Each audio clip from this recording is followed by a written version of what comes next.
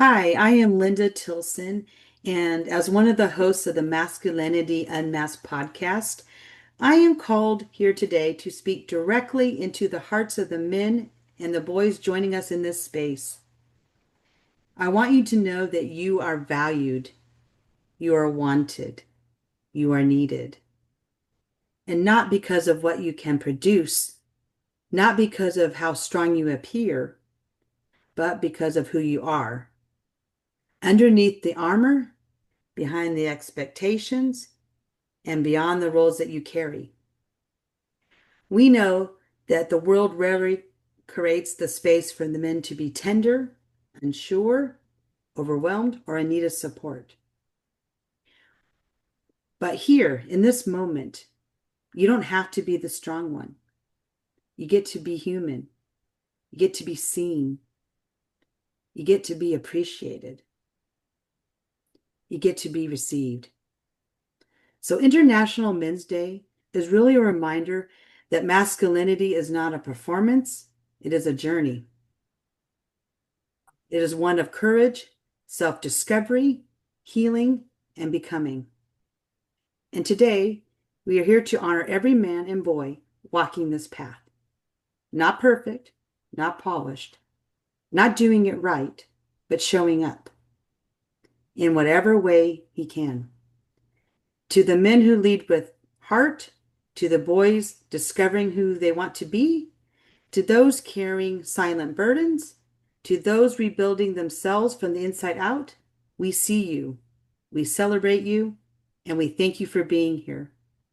So that is the sentiment of what we are gathered here for today. And what I'd like to do now is to um, have you turn your attention to our first presenters. And so I'm proud to present AK and Konrad. But first, let's get to know a little bit more about these men. AK is a retired professional basketball player who turned his pursuit and greatness into a mission to awaken others. After competing across 10 countries, he discovered that the true mastery isn't just physical, it's also mental, emotional, and spiritual. Today, as a flow state master coach, he helps hoopers break through limits, step into their power, and play from a place of purpose and peace. His message is simple yet transformative. When you master your inner world, your outer world follows. Next, we have Konrad, and he is not your typical personal development guide. He is a wealth of inspiration and going beyond limits, a master of quantum leaping. Konrad shows people how to upgrade paradigms, see yourself from fresh perspectives, and step into realms where what was previously impossible becomes the next logical and available move. His work blends non judgmental listening and feeling seen, heard, and accepted, just the way you are. During Konrad's saltations, one on one and two on one workshops, you also tap into your own inner wisdom, elevated resourcefulness, and deep flow to unlock next level success, self understanding, and tranquility, and experience the kind of inner peace that can only come from realizing that you are, and always have been, your very own solution.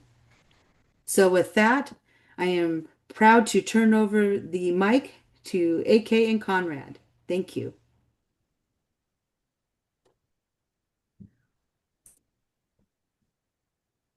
Awesome. Thank you so much, Linda, and welcome everybody. I would like to welcome you to this very experience. It's been long in the making, and we are so happy to see you here. Today is a day of celebrating men and women alike. For in a way, we are all in it together. We really are. There might be a distinction between genders, yes, perhaps, and yet, we are all in it together. This is very much a collaborative experience. We are here for you. You are here for us. And together we make the impossible possible. Today's topic is also crossing boundaries of genders.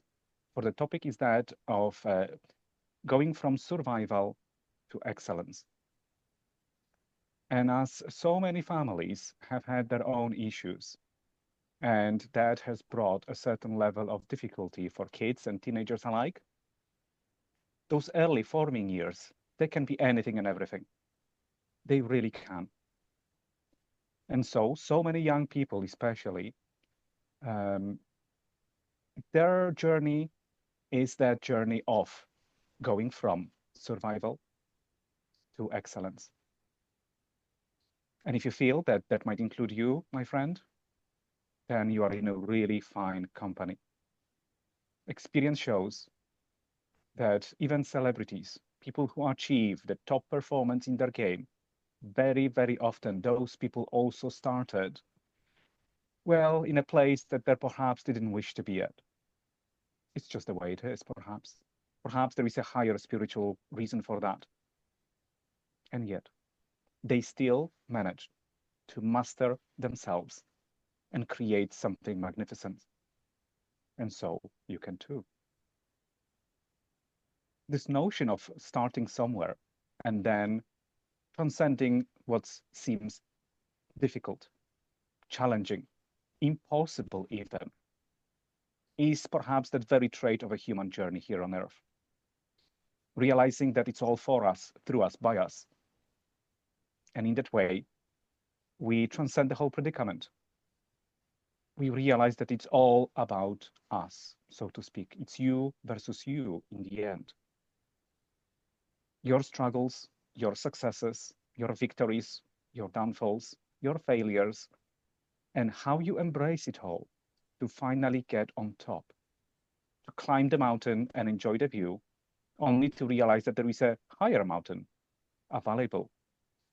It all shapes us into the people that we become. And that journey applies to both men and women alike, with barely any distinction. So we are here today to celebrate those boys and men, girls and women, by the way, because we are all in it together. And what we're going to be talking about today is very much applicable across genders, across countries, across continents. It's a very universal sentiment and notion. And so I thank you so much for tuning in and celebrating yourself. It's an important time, a time of change, and realizing that you can create as much as you want. You really can, because your personality becomes your personal reality. That's why we call it personality in the first place. You create your entire experience, every second of it. Every second is present, so then it becomes your present moment. That's why we call the present moment the pre-sent moment. We send it beforehand, and then it becomes our reality. And there is a power in that, because that means that your choices are important. Every single choice of yours is important.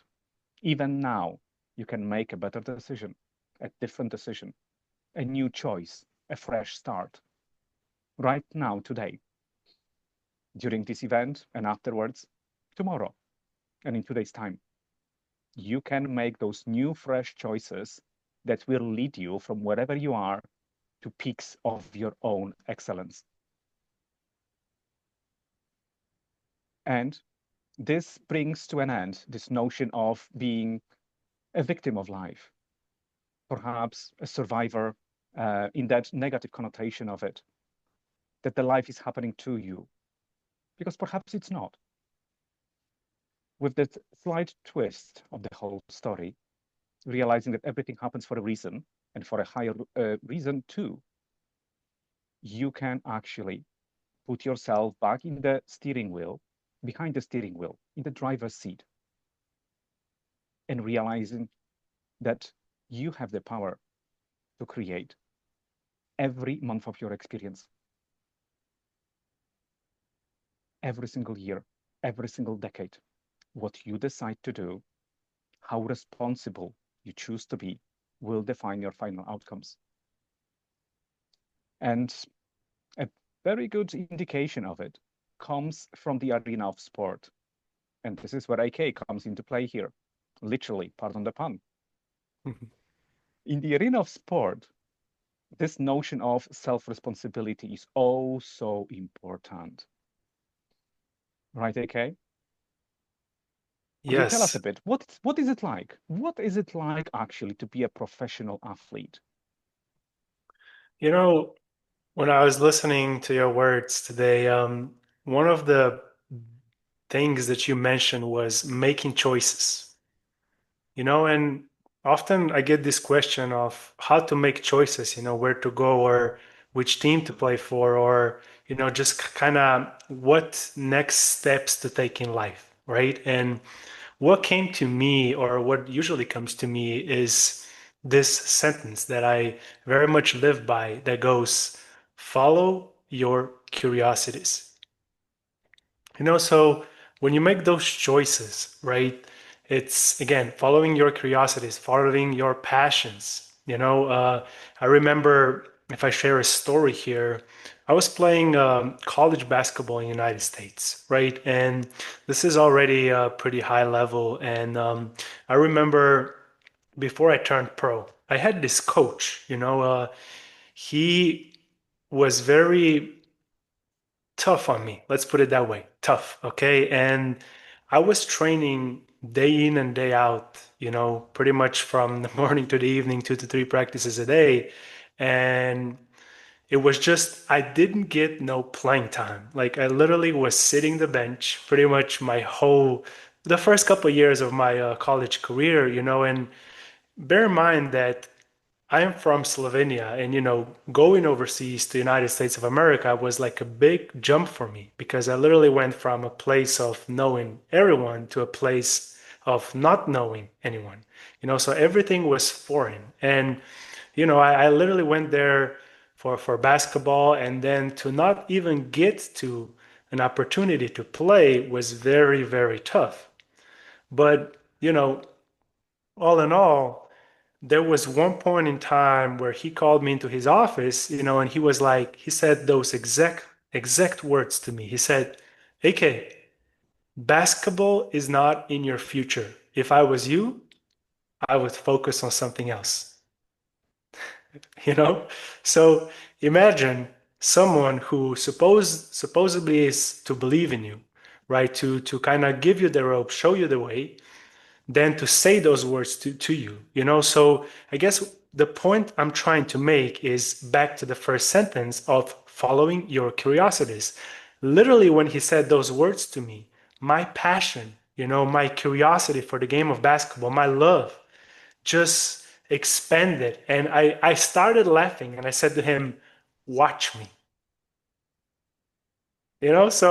So I guess the whole point I'm trying to make here is, if you're following your curiosities, if you're, following the things that you're passionate about, that excites you, that brings you joy, no matter what other people tell you, even if it's your own dang coach, that is the whole point of everything. Beautiful. Beautiful. Well, this is exactly what we are talking about here, right? Let's say that a certain representation of this energy of survival, okay, being told that, you don't belong here. It's not your future. This is not for you. And now, well, we're gonna see very soon what AK did next. However, however, right, isn't that exactly this type of an experience that shapes a person? This is what then you recall years later thinking, that's made me. It has made me a better person. On the surface, it might seem like rejection, but from the higher spiritual level, it all makes sense. And if this was a call to actually assess whether you, my friend, are ready, whether you really want it, and just how much you actually want it, then this coach has done an excellent job. The words might have been harsh. There might have been a difficulty to embrace them. However, how about you tell us what happened next? Yeah, well, I remember speaking to you, Conrad, the other day. We had this conversation, and if you remember, this sentence came out. There's always a breakdown before a breakthrough, and this is like something I've been noticing throughout my life, throughout my like different steps of my journey. There's always have been some type of breakdown before I break through. And it was with the coaches, with the people, with relationships. I mean, it's always the similar pattern, So really, really like starting to embracing this stuff, and long story short, to answer your question, I mean, obviously, I still remember the day, when I signed my first professional contract, and it was in France. And I will never forget this moment because, I didn't do it for somebody else, but it felt then good when the coach who said those words to me actually congratulated me on success. So he probably doesn't even remember that the words he said actually were so powerful to me to lit a fire to even work harder for what I truly feel like I'm called to do on this planet. And yeah, ended up playing in over 10 different countries. I literally, traveled the world playing the game I love still to this day. And all of this shaped me into what I do today, which is, help other basketball players master the journey the way I did. Well, there you have it. When you talk about, turning the table on a whole situation, right? And choosing, because today's big topic will also be that of choice. Choosing a better future for ourselves. This one thing nobody else can do for us. We have to do it ourselves. To choose something better, to choose something more agreeable, more congruent, more cohesive with who we are and what we are. And personally, I like, arenas like sports and business, because in these arenas, it is just so obvious. The feedback loop is so close and closely related with the results. You do something, and very soon you will find out whether it's working or not. However, in other areas of life, it also is very applicable. Parenting offers another option. Here, perhaps you do not see the results straight away, but lo and behold, you're going to see the results of your parenting skills, right, in years to follow. So it really is that notion of self-excellence and self-mastery that we would like to tap into here today as well. If we are choosing our families to incarnate into, we are choosing our environments, then we also get to choose our friends, our traveling arrangements, the countries where we live in, and so on and so forth. Then this lifetime is very much about choice. And yes, sometimes this choice is delivered as a hard message. It can be like that. It can be a very difficult childhood. Yes, it can. It can be a troublesome early education, because schools can present multiple opportunities for personal growth. Yes. It can be troublesome teenage years. Yes, we've seen it. We see it daily on our streets and otherwise. So our society offers so many options for development. We can do so much with our character. We can build our character in oh so many ways, my friends. And the only limit is our very own imagination.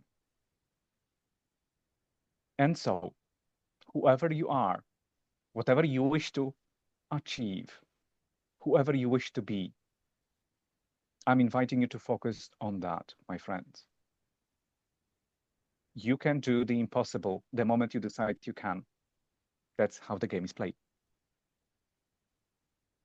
And when it comes to that notion of being in the zone, your own zone of genius, as we call it, there is one tool that will help you there and stay there for good. And that tool is flow, that beautiful state of awareness where you lose the track of time and you become unstoppable. So we sometimes wonder, how do those people, especially sports people, how do they do it? How are they so aware of what's going on? How do they do it so that the game looks so effortless? And AK will have a partial answer for you. What would it be?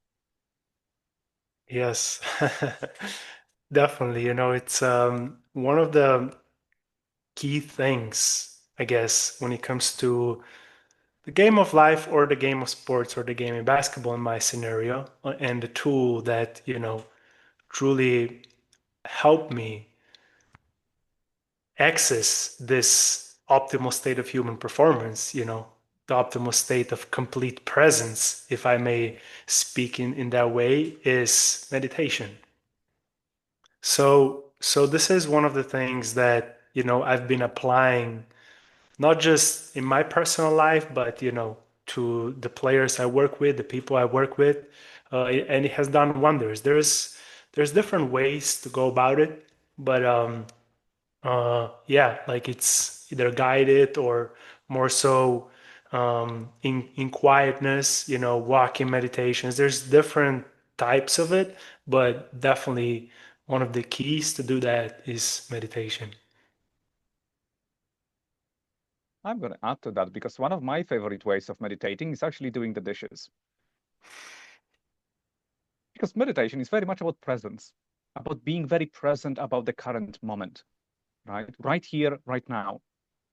And yes, it can be the typical sitting still, right? Meditation going within. It can be done during a run, especially in nature, but not necessarily, right? It can be done by just going for a walk, walking your dog or otherwise.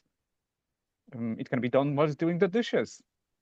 This is also meditation if you choose that. That sensory experience of doing the dishes, the foam on your hands and everything else, it can be a very meditative experience indeed. So meditation doesn't have to be just that sit still experience, because I also know that it's not for everybody. However, there is something to be said about how it helps us to go back to the present moment. Right here, right now is all that matters when we meditate. We don't venture into the past. We don't venture into the future. Now becomes the centerpiece. And in that present moment, the impossible becomes possible. Because what comes to us allows us to make a choice.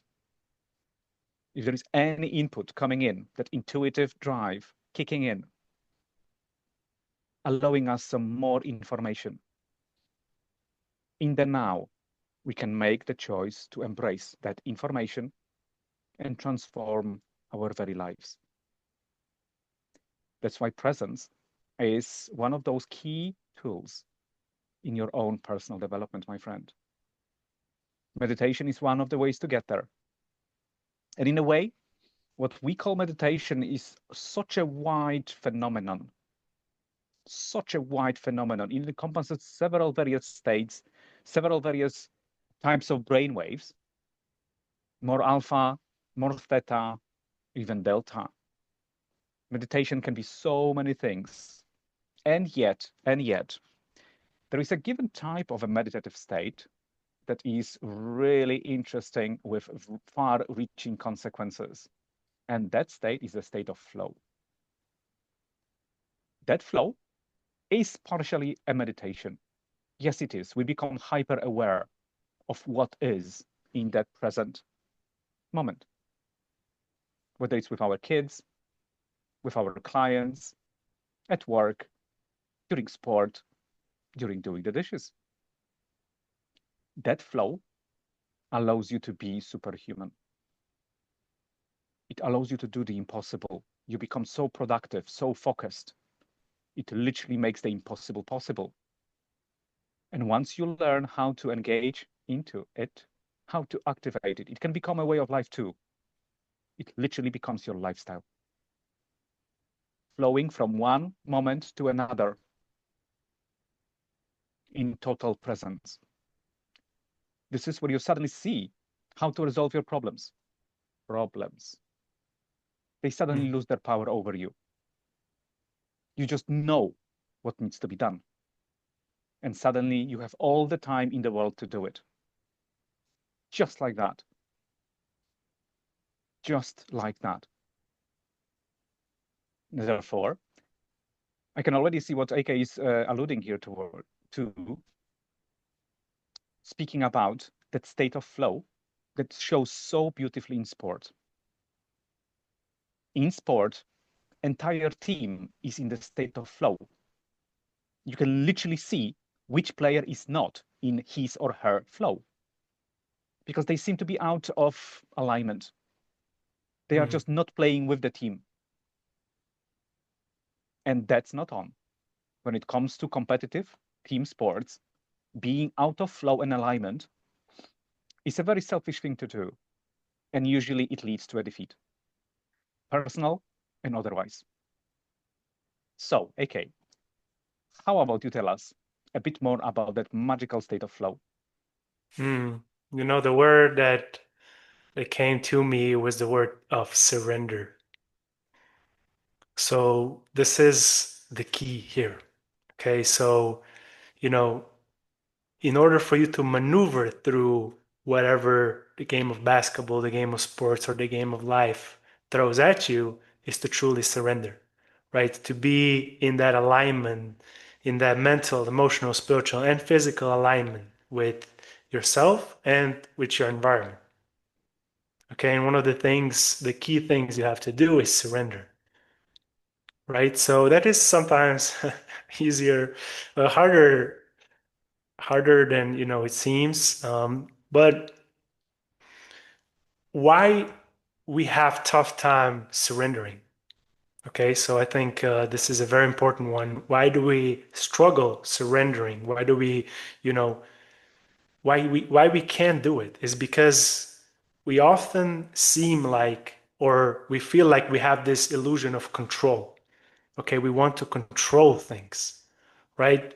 We want to control the outcomes. We want to control the results. We want to control what the game of life or the game of basketball throws at us, right? And that often comes out of fear.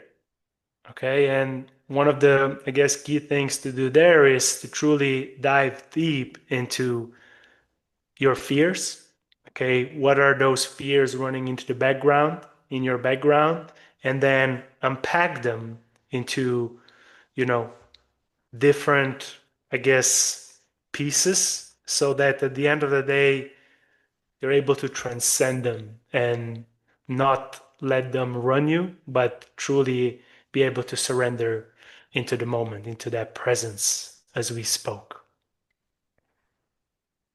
Beautiful. Beautiful. Thank you. Well, I would also add perhaps that another word that one can use for this state of surrender would be that verb of accepting. Accepting what is. I know that surrender doesn't work for some people as a word, as a concept, and that's okay. We all have our own dictionaries. We all have our very own personal definition of every single word. And if surrender lands with you, my friend, that's great. Another word could be that of acceptance. When we stop resisting what is and just accept it, this is where we can make the impossible possible. We suddenly are in the very moment deciding that, okay, maybe I have some problems, yes. I'm going to deal with them, yes. But what matters is the present moment. And this focusing on what is can take us from survival to excellence in a split second. Realizing that even right here, right now, as you are listening to us here, as you are watching this experience, my friend, right here, right now, 99.99% of your problems do not exist. What exists is this very recording you're watching here with us. That's it. Yes, there might be still issues that you want to resolve, of course. However, this state of flow is how you get to where you want to be. That's the paradox. If you're resisting the present moment constantly thinking about your problems, constantly being in that survival state, this is where excellence or even resolving your issues is being pushed back time and time and time again. Very ironically and paradoxically, the more you focus overly on your problems, the more you push away the resolution. However, that beautiful state of flow allows you that instant transcendence of many of your problems, because it brings you to this present moment right here, right now. And now you can decide to resolve this problem that you have. And you go on and do it without overwhelming yourself with the multitude of other problems that you might still have and perceive. That's great. You will do it again in that future now moment. But right now, after this call, you could resolve just one of your problems. Just one. Pick one. And resolve it in the now present moment when it comes. And then another one. And then another one tomorrow. One by one, day by day. And you will shift yourself from that frequency of survival, lack, deficiency, and some of those other states into excellence, self-mastery, high levels of performance, self-love, and ultimate transcendence of your life. But the key to that is the presence that you represent, wherever you are. So whatever it is that you're doing, my friend, no matter the line of your work, your social contribution, I'm inviting you to be present, being in the moment with your kids, with your loved ones, with your friends, with your clients, with your customers, with this person at the checkout. No matter what you are, no matter what you do to make the magic happen, no matter what it is that you chose to do as a person for society, you got this. And one of the ways to excel at being yourself is to be very present indeed. And the moment it becomes your second nature and then first nature, that state of flow will upgrade your entire life altogether.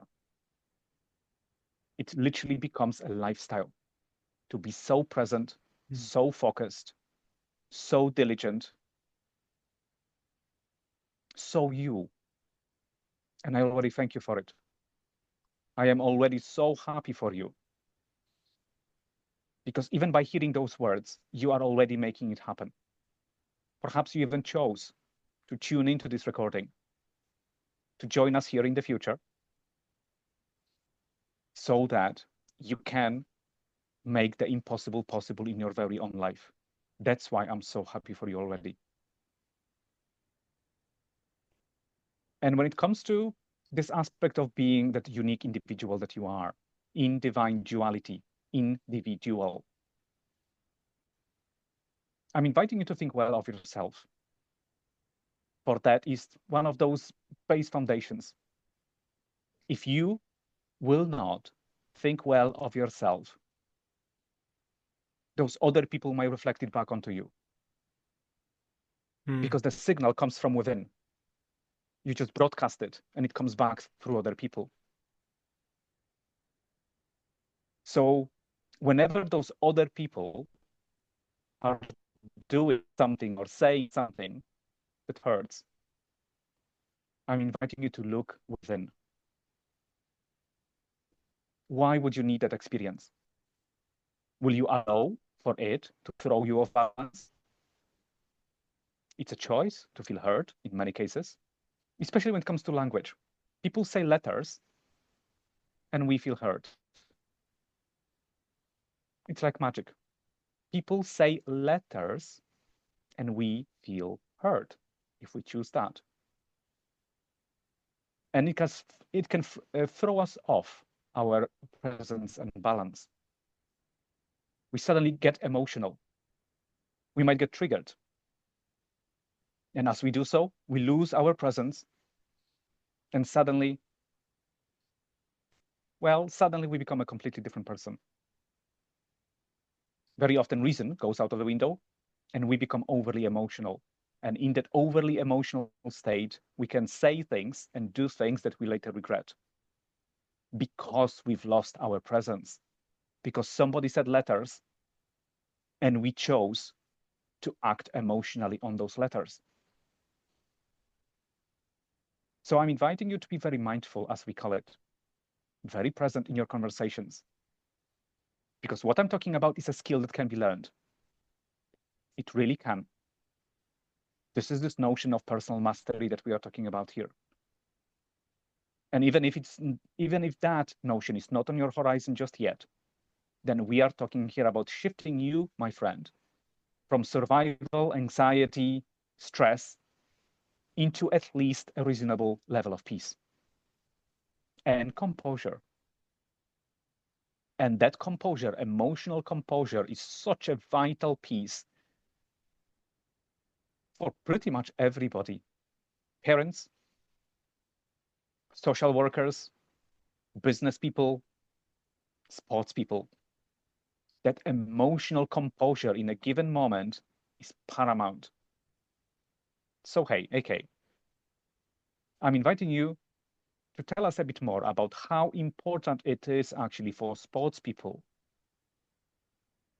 to be emotionally present and composed when a split second can make a difference between winning and losing a match. Exactly. Exactly. I mean, you said it, it's that important. It's crucial. Learning how to regulate your emotions. Because the thing is that emotions are to be experienced, not thought about. Okay, this is very crucial to understand because, even though as a society we say there's like good and bad emotions, I don't necessarily agree with that term. I would say more so like light and shadow emotions.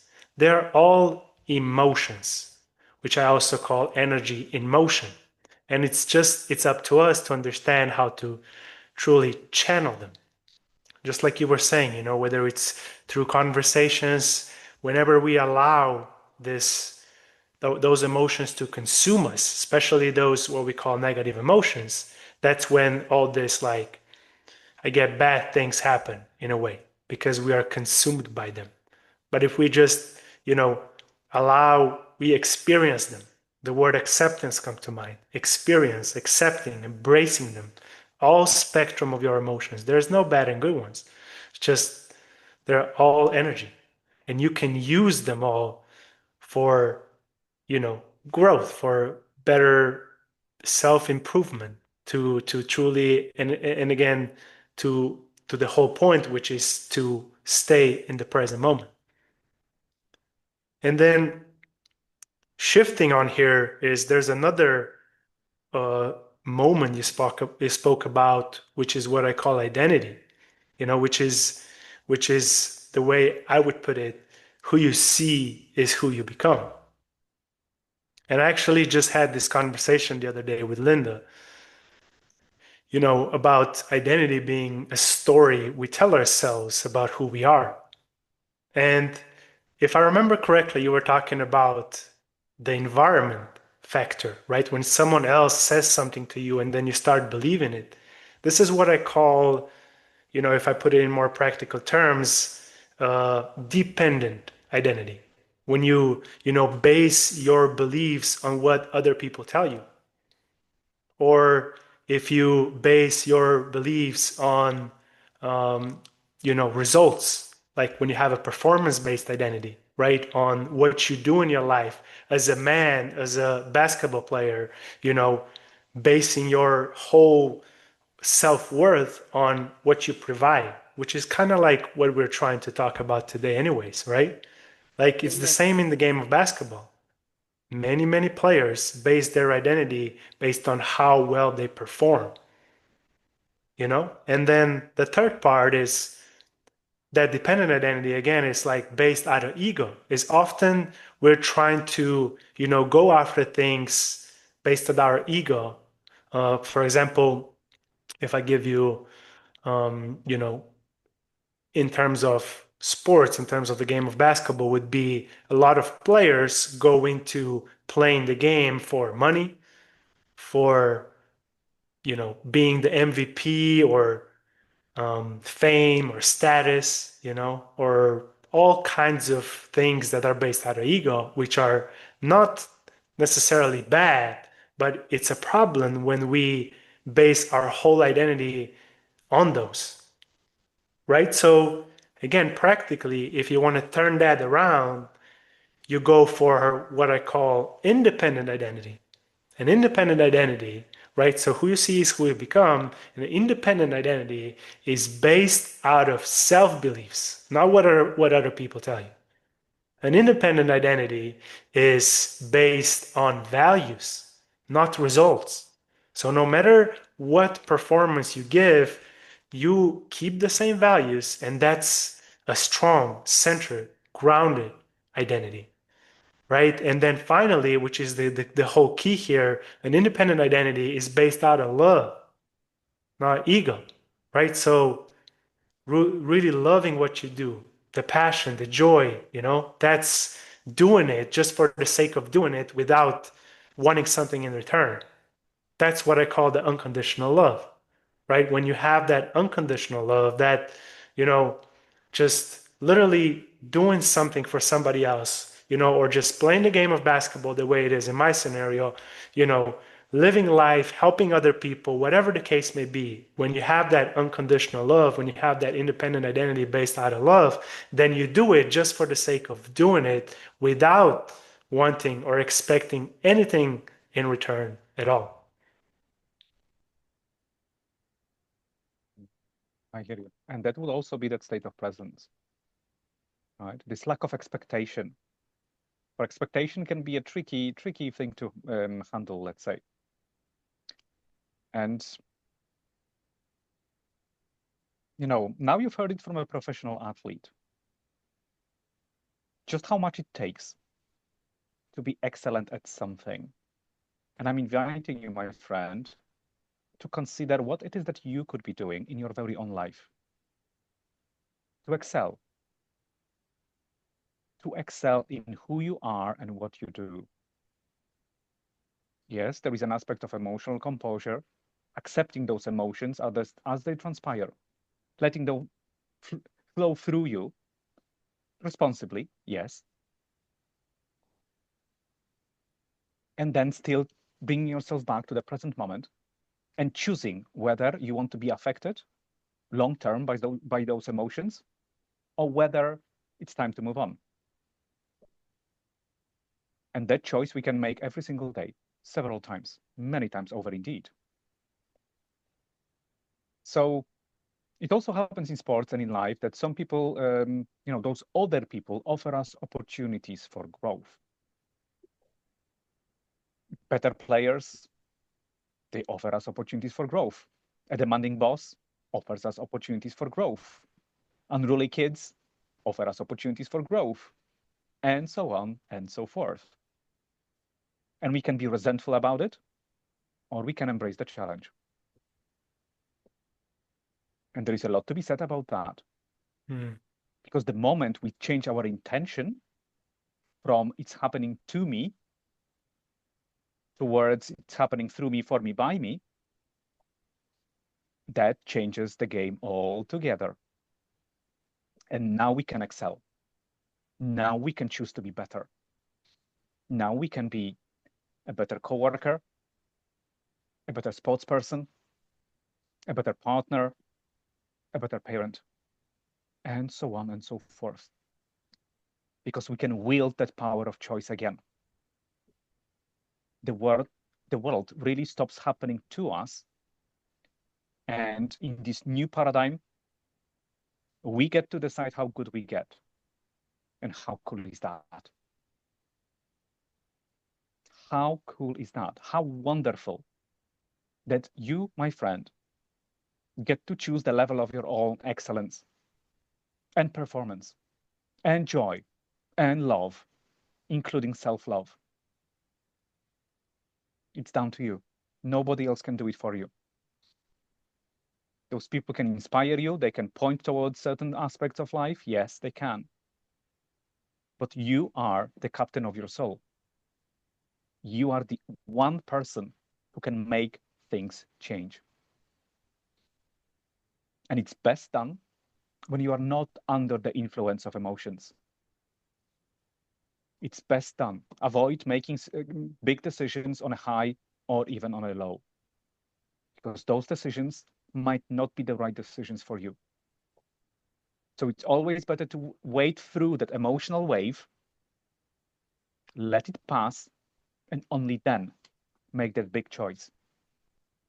There is also something to be said about how that state of survival is based on many untapped emotions that we have chose to keep in rather than express. And they're just buzzing there in the background. Unsaid words, unresolved anger, unmet sadness, and so on and so forth. Those emotions might still be there, waiting to be expressed. And until they are expressed fully, you might still feel that there is still something there causing you to slow down, make lesser choices. And so I'm inviting you that now, armed with that knowledge, you either choose to experience responsibly, of course, those emotions that you put aside in the past, so they can flow through you and once and for all set you free. And if you choose that, find a professional person who can help you with this process. That embracing presence, that can help you be yourself, meet those big energies that we call emotions, and emerge refreshed, renewed on the other side. Intact, or actually, dare I say it, improved. Because those buzzing in the background emotions are no longer there. And there is freedom in that. There is emotional freedom in that. And that also helps you, by the way, stay present in the current moment. Because those buzzing emotions are no longer present. They stop running you. You run them when you want it. That's the level of excellence we are talking about here. You choose your emotional states. Yes, they can happen randomly as well, and it happens for a reason, perhaps. But the moment you resolve those unmet emotional states of the past, you open a gate to a really bright future.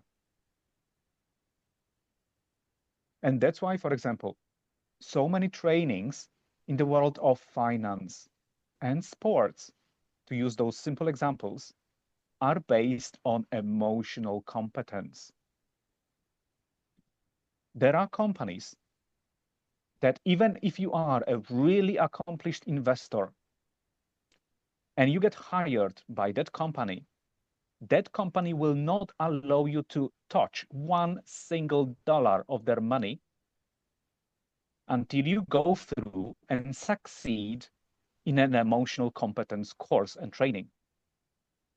That's how important it is that we are emotionally competent, that we self-regulate well. It's so important that we self-regulate well and we make the best decisions daily. And we aren't under the influence of emotions that can cause us to make a lesser choice. Because that lesser choice can cost you a match, a basketball match. It can cost you a career. It can cost you hundreds of millions of dollars if you are an investor. Imagine for a moment some investors making highly emotional decisions and then losing hundreds of millions of dollars. Right? Perhaps you would want to avoid that. If you are running a company for investors, that's why those companies help their staff and their own investors to be so emotionally competent. Because it's a skill set for life. It's applicable across the board in your personal relationships, professional relationships, parenting, and otherwise. Once you can wield your own emotions, this is where life gets good. This is where you are actually holding the steering wheel of your own life. And the life doesn't run you, you run with life. And so I'm super happy for you already, because even if you're hearing this message, it means that you are ready. You have that opportunity to make that choice, to be the best person that you can, to make those better choices, self-regulate well, be really competent in what you do, and play your highest game. Pardon the pun. So when it comes to playing that highest game, AK, what is it that you had to overcome in order to become top player? That message really spoke to me, and this message came to me while you were speaking of playing the game of life, or playing the game of basketball, or playing the game of business for growth, not to chase results. Like this is like so powerful. Like this, I think that actually aligns with the question you just asked me, because once I started understanding, then this is like the whole point. The way Kobe Bryant, one of my favorite players of all time, always used to say, I play to learn something. I play to figure things out, to grow, to evolve, that's like the key there. So it's the same. And I started to understand it's literally the same. Basketball, sports, business, life, whatever. That's the key. Always growing, accepting, embracing the moment. And funny thing, that story came to me of a Chinese farmer. I'm not sure how many of you heard it before, but it goes like this. So I'll just quickly share it. Of the story of a Chinese farmer, his horse, and his son. Okay, there used to be this Chinese farmer who, lived with a boy and a horse. And one day, a horse ran away, right? And the neighbors came knocking on the door. The farmer opens up the door and they go, "Oh, this is such a bad luck. This is so bad that this happened to you. We are so sorry." And this wise Chinese farmer replies, "Maybe." Then another week passes by, and that horse that ran away comes back with 7 wild horses. And again, the neighbors come knocking on the door, and the farmer opens up and they go, "Oh, this is so amazing that this happened. Now you have 8 horses. What a good luck," they said, right? "What a good luck. This is brilliant, so good." And the Chinese farmer goes, "Maybe." And another week passes by, and his son plays with one of these wild horses, and he falls on the floor and breaks his leg, right? And again, the neighbors came in, knocking, come knocking on the door, and they'd be like, "Oh, this is such a bad luck that this happened. This is so bad. We are so sorry to hear that," And the Chinese farmer responds, "Maybe." And then another week passes by, right? And there's a general from the war that's running around there, comes recruiting for young boys to help in the army.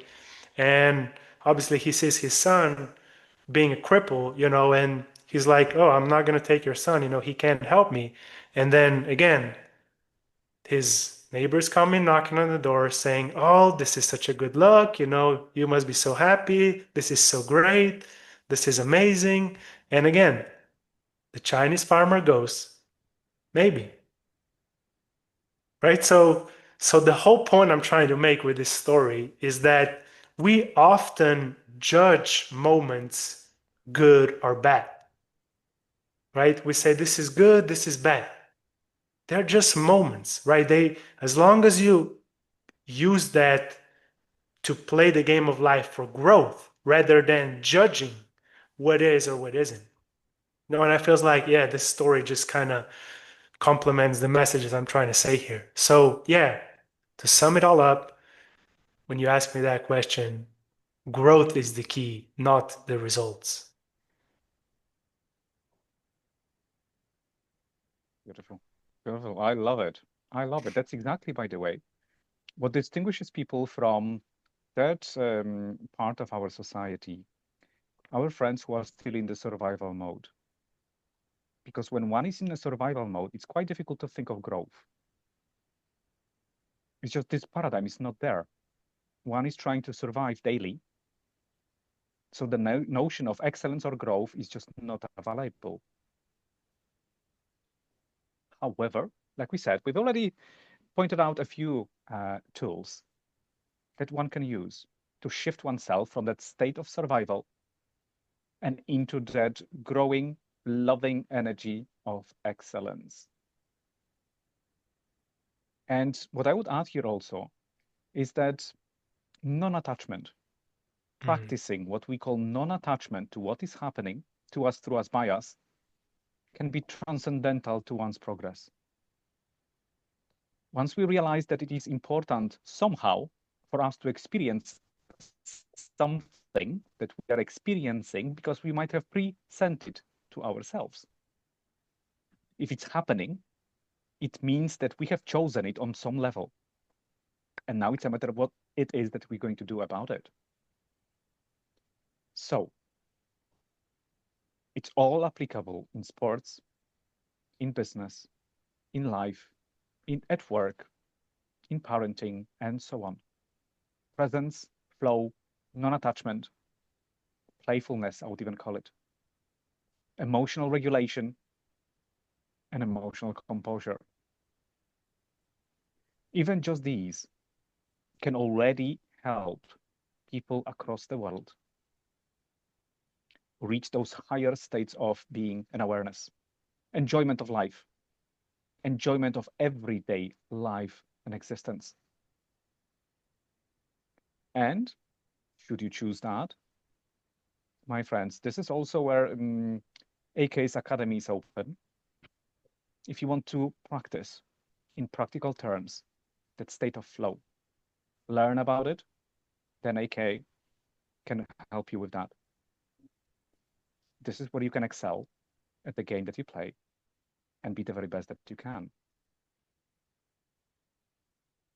AK, can you help us with this? Would you share a few words about that? Would you mind elaborating a little bit more? Okay, I'm conscious of the time here. So if I've asked you to sum up how you can help a pro or amateur player to embrace his game or her game on a whole new level by joining that academy that you've created, how can you help them the most? Well, by mastering the mental, emotional, and spiritual side of themselves and of their game. Oh, I like the sound of that. I like the sound of that. And what AK just unraveled here, this is very applicable in every area of life. Such level of mastery can help you in every area of life indeed. AK applies it to sports, at least at this time. And I'm inviting you, my friend, to play your highest game possible. You, my friend, who is listening to us, watching us at this time, please set your sights on your highest game, knowing that it's possible to be that kind of a person that you always wanted to be and beyond. And on that note, I'm going to pass my mic lovingly over to you, Linda. Thank you. Thank you, Konrad and AK. That was wonderful. I wrote down so many insights of ways that we can embrace and surrender and live that life. And this is a great segue into our next segment. And what we're going to be doing now is we're going to be shifting the stage to the gentleman, And we're going to have a panel discussion. And what we're going to do is two things. We are going to be speaking to what do women do that sometimes hurt men? And we are also going to discuss what do women do well that support men. So we're going to do a compare contrast. And so we will start with the very first question. And how I'd like to do this is I'm going to ask the question. If you'd like to answer it, just put your hand up with the icon and I'll call on you. And each of the questions are designed that one or more people can answer. So if it speaks to you, raise your hand and answer. And if you don't have something, that's okay too, because again, we talked about how this isn't going to be performance. We're here to have conversation and bring awareness. And so speak as you're called to. That's the only request that I have. Be authentic in who you are. Okay. So just before we dive into that, sorry to yes, disrupt you there, Linda. I just want to kind of introduce, the next that's speakers, right.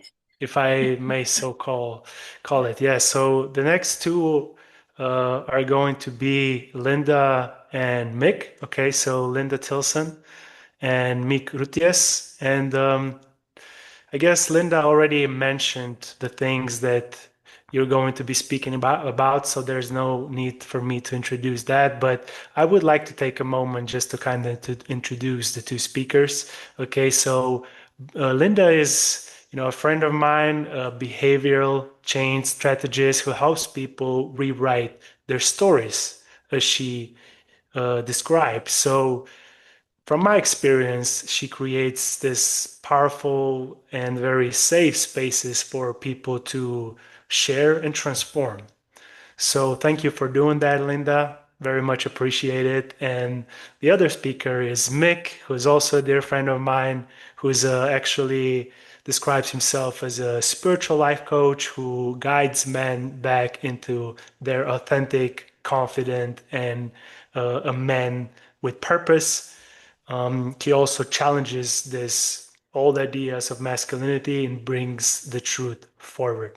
He recently also published a book, which I'll let Mick discuss more. So, Mick and Linda, take it away.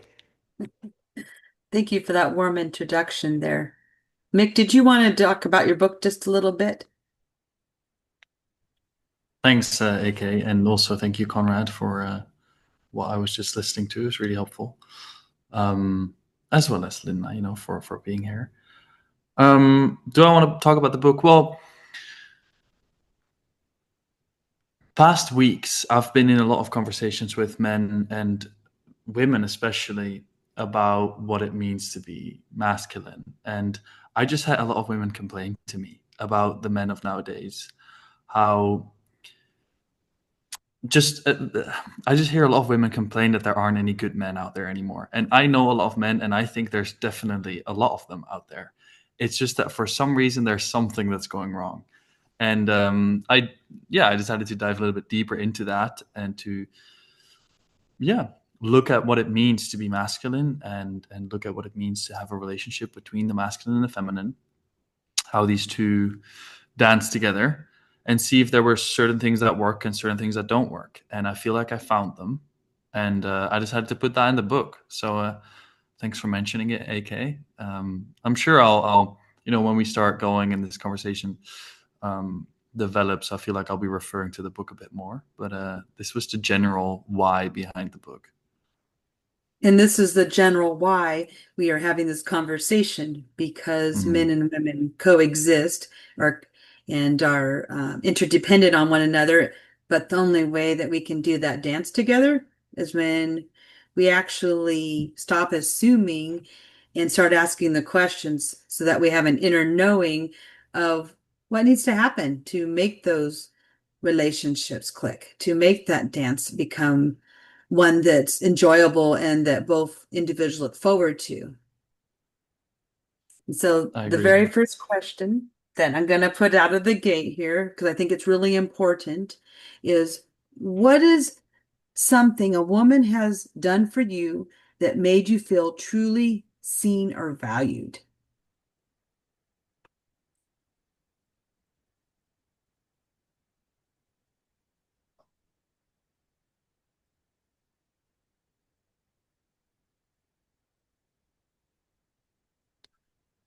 I like that question.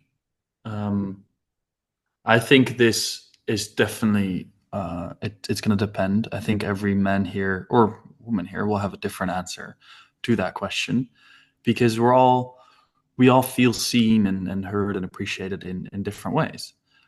And for me, if I make it personal, I felt seen and heard and understood by a woman in that very personal way. You know, I have this way that I like to be seen, and when a woman is aware of that and taps into that, that makes me feel appreciated. And so I think the answer to that question would be her presence, being able to be present enough to tap into my needs and what I would need in a certain moment for her to then use that and just be present. I think well, the woman that comes up for me, and I bet it will come up for everyone here, is my mom. I think mothers are very good at doing that, and they have this maybe instinctive nature that allows them to be better at that than a dad, for example. But yeah, I think moms. I don't know if that sparks anything for the other gents here.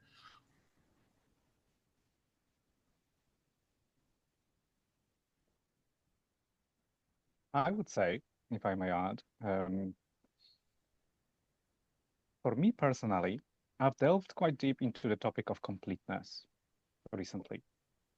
Seeing a person as complete. Not just the good stuff, not just the bad stuff, but completion. And so, when it comes to feeling seen and heard, it's the completeness of experience that I appreciate the most. So that I'm not put on a pedestal just so that I'm perceived as that unbreakable, man of iron who always keeps his emotions at guard, is always picture perfect, and always shows up in the very highest way. No, I actually prefer to be seen and heard as a very natural person. On my own journey, a work in progress, some ups, some downs, but overall, that's where I really feel that, yes, this is working. Somebody who is a good reflector, they reflect well. Yeah. That which I do well and that which I don't do well either, as well. But there is nothing better than some external feedback at times, both on a good side and on a good side, right? That feedback is so precious, so it can take us out of our heads, and suddenly we have that extra voice coming to us externally from a person saying, are you seeing what I'm seeing? Can you see what I see? And that's very precious indeed. And so I thank you so much, ladies, for being such a good reflection of who we are and what we need to see and hear. I have to say that you are excellent at it. You really are. Not all men appreciate that, but there are men who do. And that's a very precious gift that you offer every single time when you show us our own selves, how we are, and give us this opportunity for self-reflection too,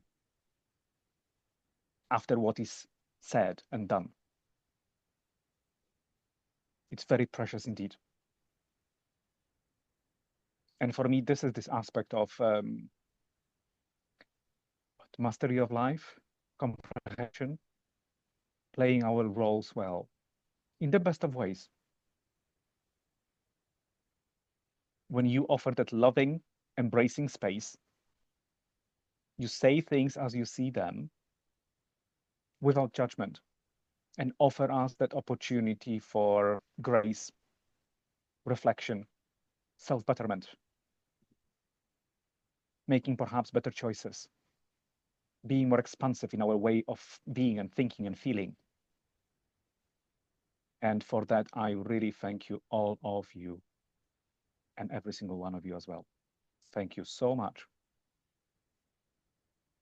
for all those moments and those conversations that you had with us, that you are having with us, and that you will still have with men and boys of this world. I thank you all so much for all those moments also where you didn't get a thank you. There might have been some moments, but I thank you for those moments also. You are also seen. You are also heard. You are also very much valued and appreciated. This relationship goes both ways. And so I thank you also for this opportunity for us to play this game of completeness here, so that we can reflect back onto each other whom we are, what those other people see in us, and through that we find that grace, expansion, and completeness. And I'm loving this question, Linda. I'm loving hearing all of the answers. I want to actually reflect back to what I heard all of you say. And so, Mick, you mentioned presence was important. Konrad, you mentioned that completion and reflection are important. And I've got one other person here that would also like to share. RJ, what else can you add to this great list that we're starting? I'd have to say, allowing space, without judgment.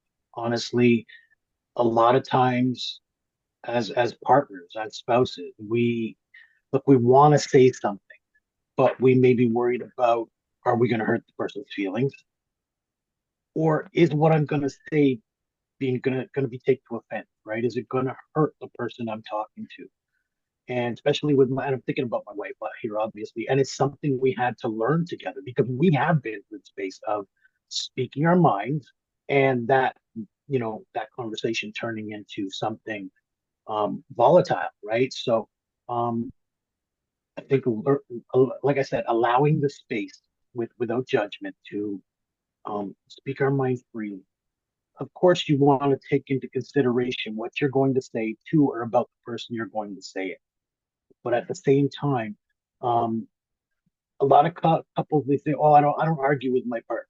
It's probably because you're not speaking your mind. A, because you're not free to speak your mind, or you're afraid of what that conversation is going to turn into, and therefore you may not be living your true life or living your true self because you're always in that fear mode, right? I don't want to turn this into an argument, so I'll just hold it in. And that's not good for anybody. It's not good for our other partner. You're not productive. You're not achieving anything. You're not moving forward. You're staying in this stagnant position because you're so afraid to just speak your mind freely. And that's a give and take process, right? And like I said, with my wife and I, we had to learn it. So, spouses out there, partners, you're going to have to learn how to be able to speak your mind, but at the same time, consider what you're saying and who. So that was my thought. Oh, I love the thought that you shared. What comes to mind is you mentioned two things. You said that, you know, being able to talk to someone because you don't want to hurt them or anger them, you know, but then you're also speaking to, when you don't say things, because if a person or a couple were to say that, hey, we don't have any arguments. You're right. That means there's some things probably not being said because, relationships are all about the agreements, the disagreements, and everywhere in between. And it doesn't make sense to strive for the perfect relationship where there aren't any disagreements or arguments because then people aren't living in their authentic way, is the way that I would view what you've just shared. Um, and so what you just said there really leads us into the next question that I have. And it's all about, what do you wish women understood about, how their tone, timing, or delivery impact your willingness to engage. So let's say she wants to bring something to you, how is that going to play into things? So I'll take up right there as well. Seeing as it was on my, topic of conversation. It just, look, we want to be able to speak our mind without judgment, but at the same time, look, not every woman is like this, but we put women put men on the defensive, especially when they come at them, why did you do this? Why did you not do this? In a tone that's, challenging, right? You make your partner feel like a child almost because you're on top of them on something they should or should not have done.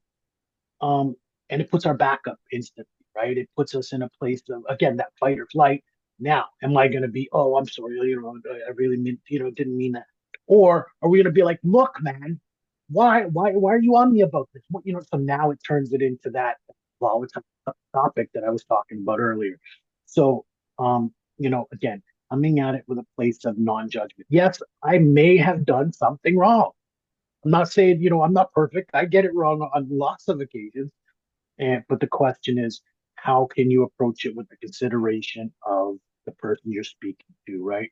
Um, okay, yeah, maybe she wants to speak to me about doing it better next time. Or, maybe getting to it now instead of saying, okay, well, you didn't do this, right? So how do we get to that without being aggressive or judgmental? So how does she do that so that she's not putting you on defense? So she's not saying, by the way, you failed to do this thing, you didn't show up. How could she do it that would make you open and receptive to having that conversation? And Yeah, in and the again, best instance. yeah, Mhm. absolutely. It's not coming from trying to come at it from a non-judge or non-challenging space, right? So, is there a reason you didn't? Is a way to approach it, right? Rather than going, hey, you didn't do this. Is there a reason you didn't do it? So now it gives me the opportunity to speak to whatever failing may have been. Maybe it's just I didn't have time. Maybe I just got home and it's been 10 minutes and I've been in the washroom or whatever. Like there's always, not always, but there can be justification for why I haven't done it yet. Mm. Right. Mhm. So these things do come up, and it's a way of approaching it. So again, you're not challenging, you're not attacking the person. So now there's not that fight or flight response right from the start. Yeah, so really it's when she comes in curious to have a conversation and not just jumping to a conclusion and really asking you more questions around what was really going on, and and allowing you to speak without getting interrupted, without shutting you down. Um, Coming at it with, how can we work through this? What do we need to discuss? How can we do better? So that's the tone that she would come in an ideal situation. Yep, absolutely. Thank you. That Okay. sums it up nicely. Okay, we got two more hands. Everyone's excited to jump in here. So, AK, you're next. Yeah, so what came to me when I was listening to RJ is, that well, actually, there was this quote, or not more so a quote, more so, I guess, a task. Let's put it that way. I think that's a good word for it. I feel like for men, our mission or in our purpose in a way is to master lust, and for women, it is to master emotions. Okay, that spoke to me very powerful the other day, and for a woman who's very, I guess, who've mastered emotion, or I guess she's on this journey of doing so. She will read the room. Because women have a very good intuition, and if they are in control of their emotions as well, then if a man comes home and he's all tired and grumpy, like that's not the moment to pick a fight with him. It's not a moment to say something in regards to whatever it is that you're trying to say, because you see right? So, and that comes with like this emotional control, emotional intelligence in a way that also Konrad spoke about today, right? So yeah, I think that that is my addition to your question. Okay. Mick, I think you were next, followed by Konrad. Thanks for sharing that, guys. I love the question because I think it's a very good question, and at the same time, I'm willing to argue that it might be the wrong question. Yes, I think it's good to be aware of it as a woman, that women are just more naturally inclined to act from a sudden outburst of energy and an emotion that they're feeling, right? It's normal. Something happens. You might feel emotional, or you might feel unsafe because of it. Something might happen, for example, in your relationship. For example, he didn't do the dishes, right? That's the most basic one that we always get back to as an example where arguments, arise. From a certain perspective, the woman just doesn't feel safe in the relationship. Either she feels like she's not good enough, either she feels there's some emotional trauma, might be a very big word, but there's some underlying principle. And I don't think women can help but turn to their emotions and share them. And yes, there is different ways of sharing them, but I'd actually be willing to challenge that it's up to a man to regulate a woman in that sense.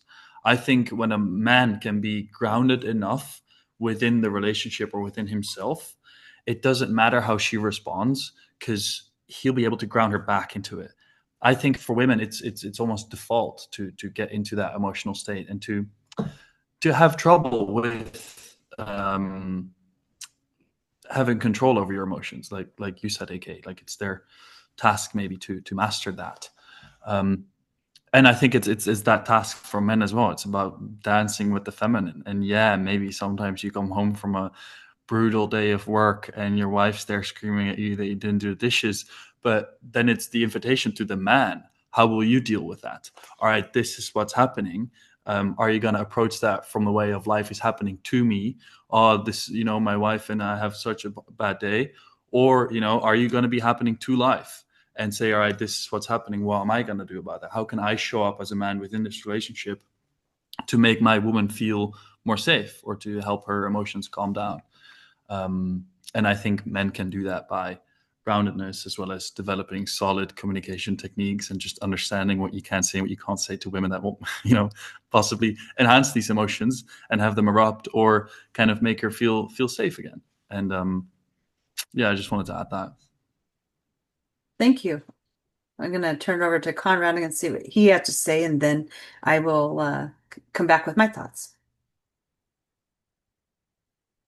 Awesome. Thank you, Linda. I found out over time that it's not even what you say, but how you say it that matters. Yes, the information might be there, but how you convey it is way more powerful than the very letters themselves. And that can apply in so many situations. And perhaps there is something to be said that when it comes to communication, the 70-20-10 rule applies. 70% of communication is non-verbal. It's just body language. It's the way you move, the way you are, the way you stand, the way you sit. This is what people perceive super quickly. Within a split second, people make those judgments about me, you, and everybody else by the way our body language is. Then we have the 20% that is tonality of our voices, which can carry so much heaviness or lightness, invitation or resentment. And this is where that control over our voice and emotions is so crucial, because the same sentence can be said with anger, but also with invitation, also with love, and with joy too. The very same sentence. And it's going to be picked up very differently, depending on that emotional tonality attached to those words and letters. And then there is the remaining 10%, the actual words that are being chosen and used.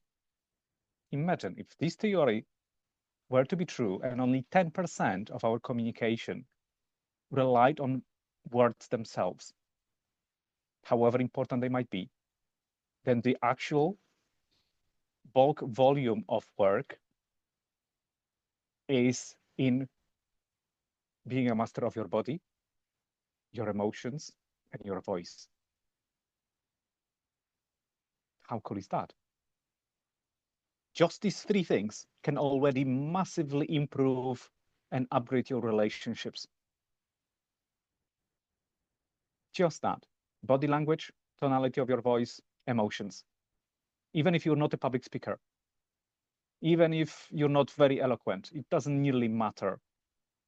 We know those people who are so popular in various arenas, whether it's sales, dating, work. They don't seem to say much, but the way they are does the talking. The way they are does the talking. So this is another beautiful invitation to step into that space of personal mastery and excellence, because we can all choose right here, right now, to be excellent in the way that we are. Our bodies, our language, our emotions, how we express them and to whom. We have a choice over that. And I also sense that, it's really sometimes, let's say, difficult to have a conversation with somebody in a high emotional state. And it doesn't matter whether it's a man or a woman. Because when emotions run high, people can become unreasonable. And when it comes to those situations, yes, sometimes perhaps it's needed, but in many times it's not. One can have a more civilized conversation. And that communication is so important. Please don't do this. Please don't do this if you can, because it reminds me of something hurtful. Perhaps I got hurt in the past. And the way you, whoever you might be, are at the moment presenting a certain issue is reminding me of somebody else completely. So as a shortcut, please don't say it like this. I see you, I hear you, I value your message. And yes, this is on me. This is my responsibility. Whatever is being said and done and how, it reminds me of something. So the work is on me. But as a partial shortcut and bridge, I can ask that person and let them know that something that is happening is reminding me about something that is causing that high emotional reaction. And before I deal with it for good, at the very least, I can communicate that what this other person is doing and how is somehow causing me distress. And it's actually not helping the whole situation.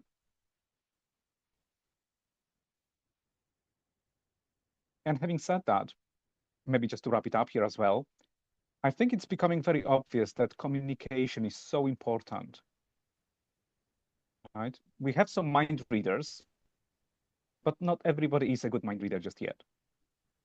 Therefore, it's way better to say something. It's better to communicate it than leave it unsaid.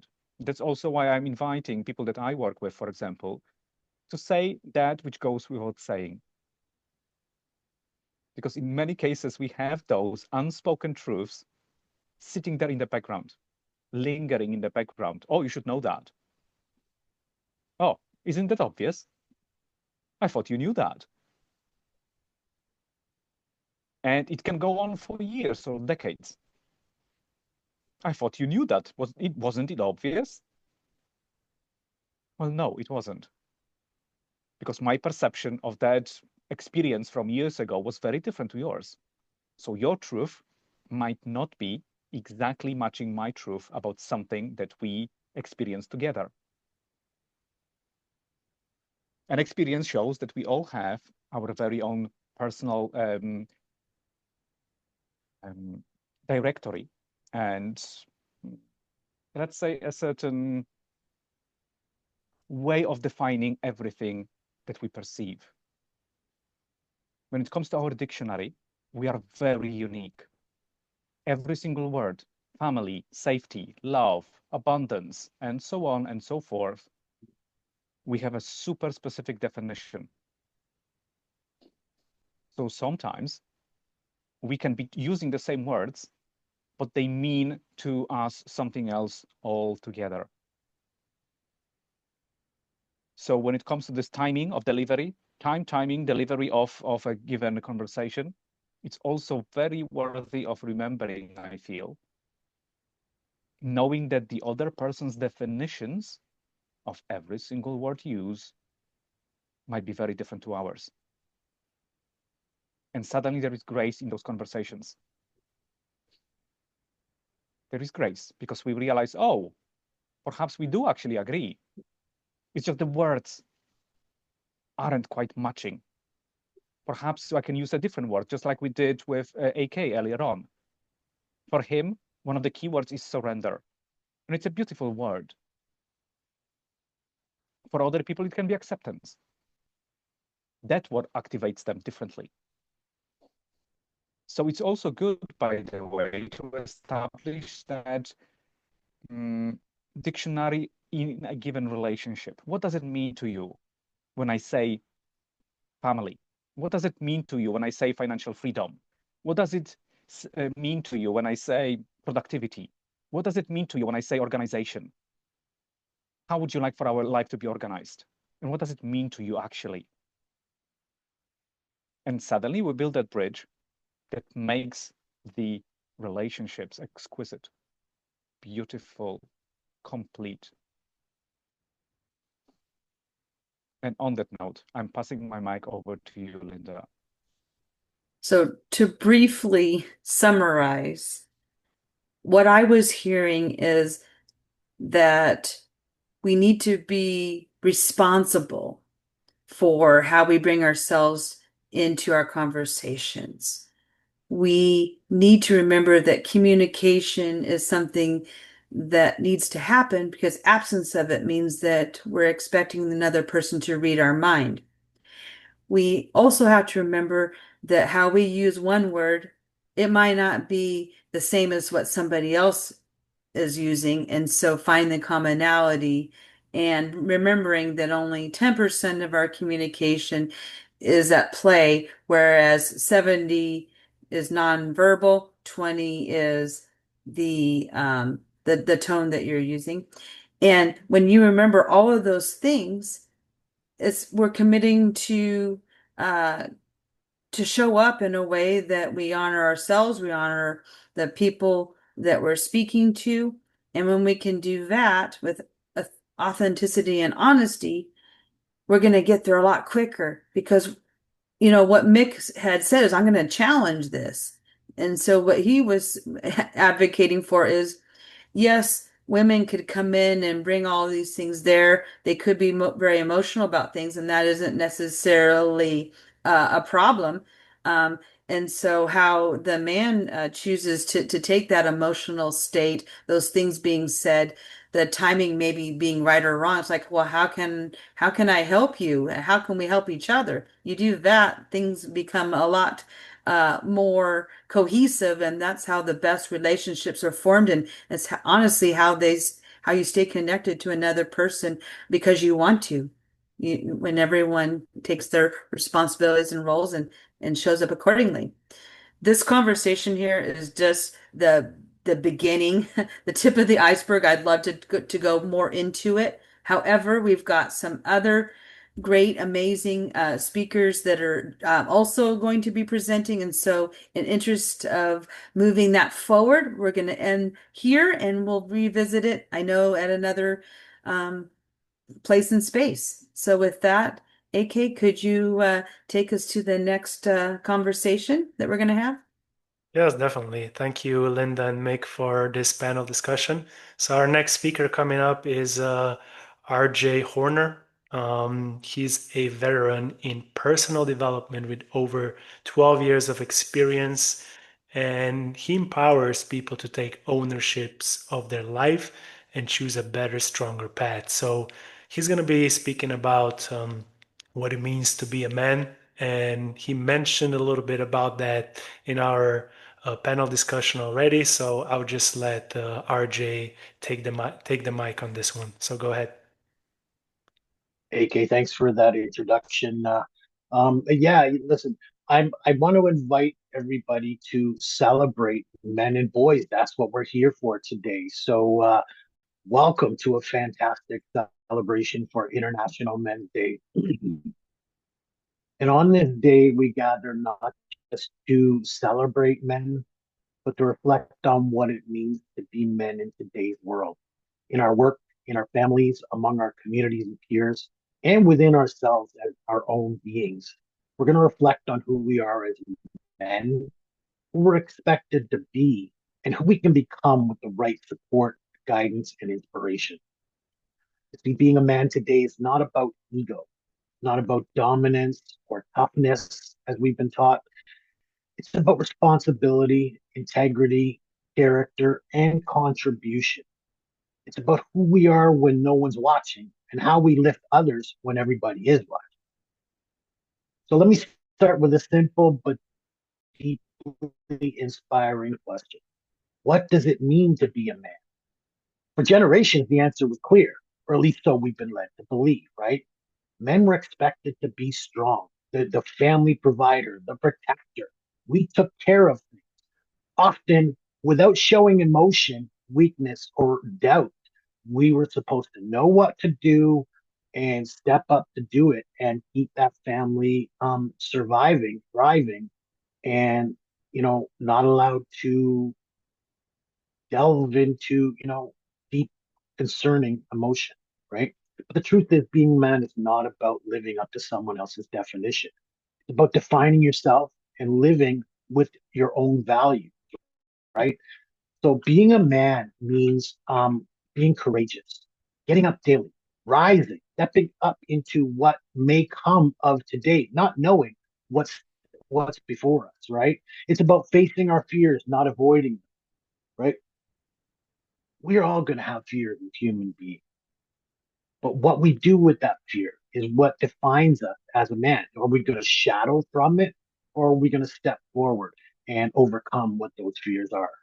So stepping up and doing what is asked for you. And I'm not going to, even let people believe that I have all of these areas mastered. It's just what I've learned about being a man. And I'm working to at least accomplish these things, even if I haven't mastered them at these, 50 some odd years of my life. Because being a man is about growth. It's about becoming a man and working to become a better. Your choices and their consequences, knowing that, look, if you are here, it's because you brought yourself here, right? The choices you've made, the decisions you've made, the actions you've taken have brought you here.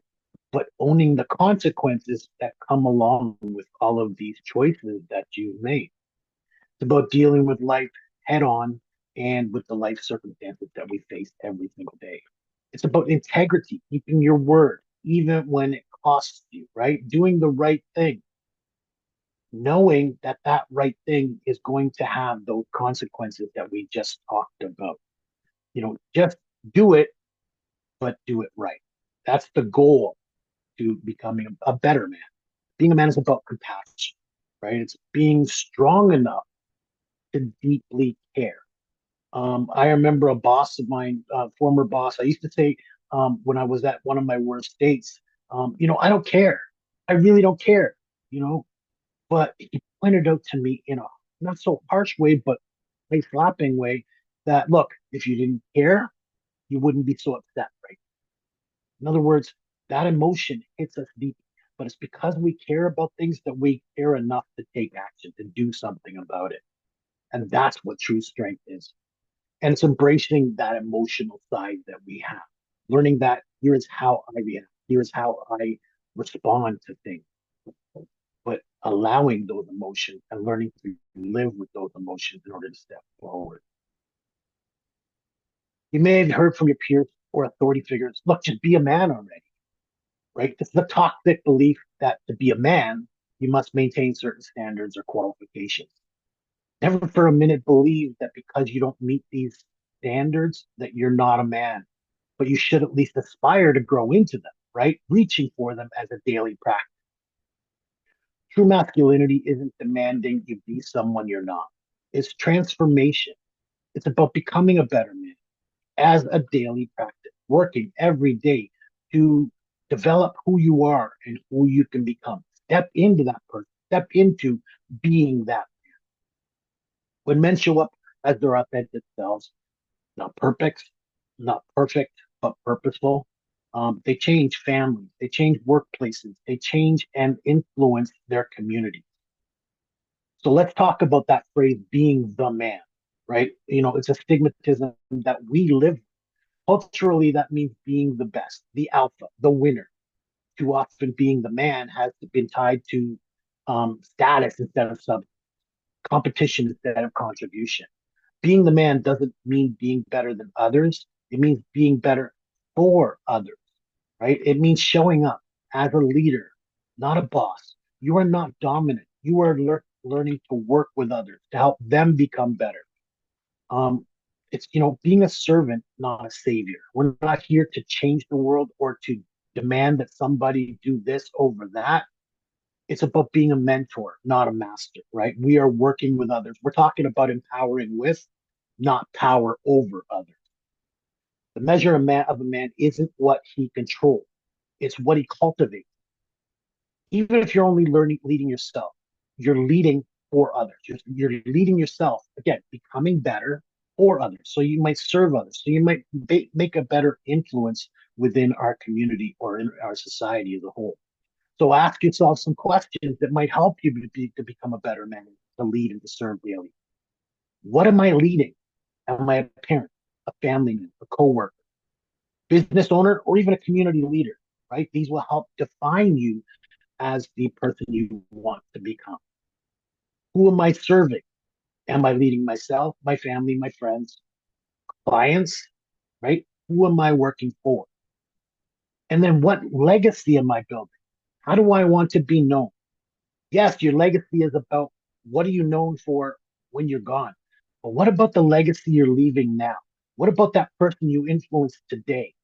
How are they going to think of you once you've been through their sphere of influence, right? That's what your legacy is about. That's what being the man really means. It means to become someone people aspire to exemplify. So let's talk about the stigma, the unbroken rules that still hold many men back. Look, real men don't cry, right? We've heard this one, you know, but I'm going to tell you something. I'm a man, and yes, I cry if the emotions strike. You know, if I get some bad news, it might hit me hard. It might, you know, take me to a place I really don't want to go. But I allow myself to experience that, especially if there's sad tidings within the family or within friends. I had somebody, my daughter's boyfriend lost his mother recently. I'm sorry, but that's sad and emotional. It hit hard. And I allowed, for my daughter's sake, to experience that, right? Or if there's a sappy movie scene, I'm sorry, but it, you know, tears start strolling down the eyes. I allow myself to experience it.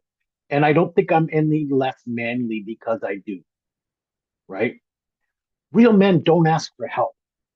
I'm sorry, I'm going to challenge this one right now because asking for help is a sign of strength, not a sign of weakness. When I was at my worst, when I was at my most vulnerable, it's because of this stigmatism.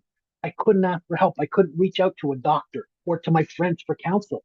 But I'm going to tell you, get it. You know what got me through it was seeking counsel because I asked for help from somebody else to see what I couldn't see, to help me see through to the next date, to the next moment. And it got me through another 10, 12 years because I asked for help. So, and then real men handle it on their own. But look, people need people. As a man, you are not alone. We are here today to tell you that you are not alone. You have a community of men who are becoming better men, who are working to support each other. We are here to talk to you today just because we believe that you can have others out there who are working with you, who are willing to give you the time of day. All you have to do is reach out and ask. So these messages of silence, generations of men, they've caused pain, isolation, even tragedy. They've made men feel less than worthy because they dare to need someone else. Well, here's the truth. Vulnerability is not a weakness. It is strength under control. When a man learns to open up, share his truth, and support others, he becomes not less of a man, but more of a man. So our men have decided to take the back burner, but I want to just throw it out there. And maybe we can have people answer this and break the stigmas. Start with one honest conversation at a time. It starts here with us. Let me ask you a challenging question. And maybe we can get one or two people to answer it here. I want you to really think about this for a moment.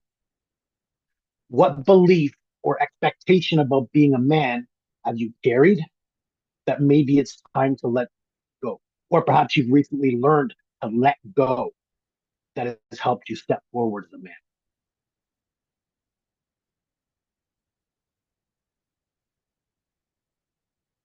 So is there anybody here today? And look, if you're not open to answering that conversation, that's fine. You know what I mean? We're not asking people to step forward. I just would like to open the table if anybody's willing. So I think, Konrad, you have something to say on the matter. I'd love to hear it. Oh, yes. Thank you so much for asking this beautiful question. Very much of a quantum question, now opening many, many, many interesting processes already. And, having done a lot of family inner work of late, working on those relationships with my parents and my extended family, I've come to realize that many of my problems, my programs, my stories aren't even mine to start with. They've been already there in the family before I was even born. People were talking a certain way, they were thinking about them a certain way, and they were recreating very similar scenarios more often than they wanted at times. And having had that opportunity to reflect on that, I've realized that I don't have to repeat those stories if I don't fancy them. I can choose better. If I can now link my own behavior and thinking to something that I see my parents, for example, do and say, and I'm thinking, oh, well, isn't that interesting? I thought these were my words. I thought it was my process. I thought this was my thoughts. But here I see it black on white, or sometimes in bright colors, that it's actually my parents who are telling themselves that story using those words. And I don't have to repeat that if I choose not to. I can create a better story for myself. But now at least I know where it's coming from. And now I realize, oh, well, isn't that interesting? I've always thought it was mine, that it's my problem. But now it turns out that no, actually it runs in the family. It seems that, those previous generations were running certain programs, as I call them, behaving a certain way, making the same choices time and time again, which is great. Okay, I love you dearly, my family. And yet I can choose to upgrade my choices. So I've decided to start doing just that. Yeah. And that actually, by the way, just to wrap it up here, that actually brought me to a lot of graceful embracement, of my parents, of my family, and at the same time, that freedom to be myself. Because I realized that I don't have to repeat those stories. I can choose better differently. Over to you. Absolutely. And I thank you for that. And I applaud you for that. You know what? And because, look, a lot of our thoughts, a lot of our actions are subconscious, right? They've been bred into us from the teachings we've learned between those developmental years of 2 to 5, where we've heard all of these things repeated all over again. And one of my biggest ones was from my grandparents or my grandmother, who used to say, look, children are not supposed to rise above your station. In other words, stay in your place, right? Do what you're supposed to do and you'll be all right. But look, we're talking today about becoming better, talking about becoming more, right? And we're here to say, look, you can become more. You don't have to take those words that have been ingrained in your psyche from generations past, right? We can believe that we can step forward. And that's what we're here to do today. We're here to celebrate men becoming men, right? So, gentlemen, being a man is not just a destination, it's a journey. Every day we have the opportunity to become a better man, better fathers, husbands, brothers, leaders, and friends, showing up in our community, right? How do you become a better man? You reflect daily. Did I show up with integrity today? What did I do today to improve who I am? How did I help today? Where could I have made more effort? Reflect on these things daily. Learn constantly. Seek wisdom, not just knowledge. What did I do to know, or what did I need to know to become the person I want to be? Make it a daily practice to grow and become more. Lead with empathy. Listen more, judge less. Little understanding goes a long way, right? And then don't forget the golden rule. Do unto others as you would have them do unto you, right? You want to be treated a certain way. Well, how about treating other people that way before you even move into that space? Build others. Invest in the next generation, right? Become better for others, but empower others to become better on their journey. Look, I'm a stepfather and I believe in making my kids better, but I'm also Uncle Rob, which is a title that's important to me. I'm leading my nephews and nieces on their journey, right? And it is their journey. No matter what, we want the best for our kids, but we have to remember this is their life. The best we can do for them is to serve them and allow them to express themselves. Becoming a better man is about becoming a better human. When we raise our standards, we raise everyone around us. And the world just doesn't need just more men. It needs more good men. Men who believe in doing what's right, even when it's hard. And that's why we celebrate International Men's Day.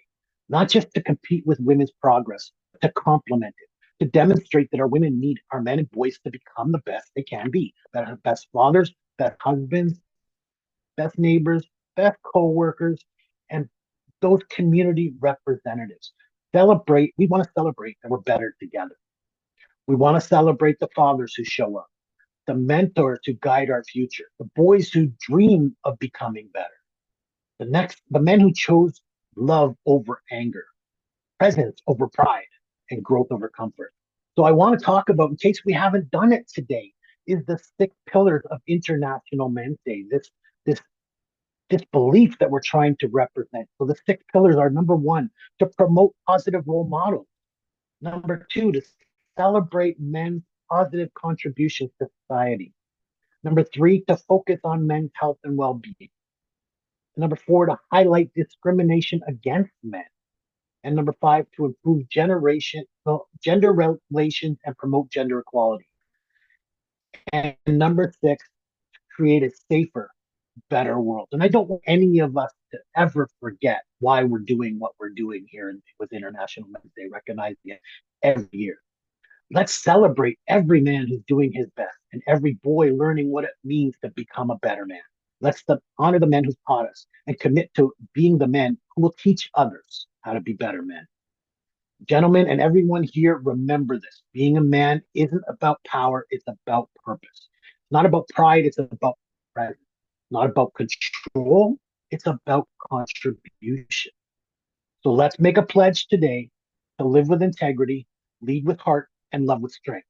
Because when we become better men, we build a better world.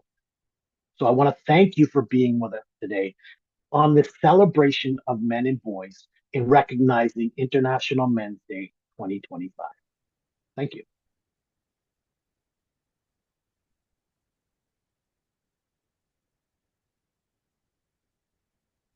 All right. So thank you, RJ, for this inspirational words. But now we are going to take a 10-minute break. So look at your clocks. 10 minutes from now, we're coming back and we have Marikita coming up with her presentation. So I'll see you guys in 10 minutes.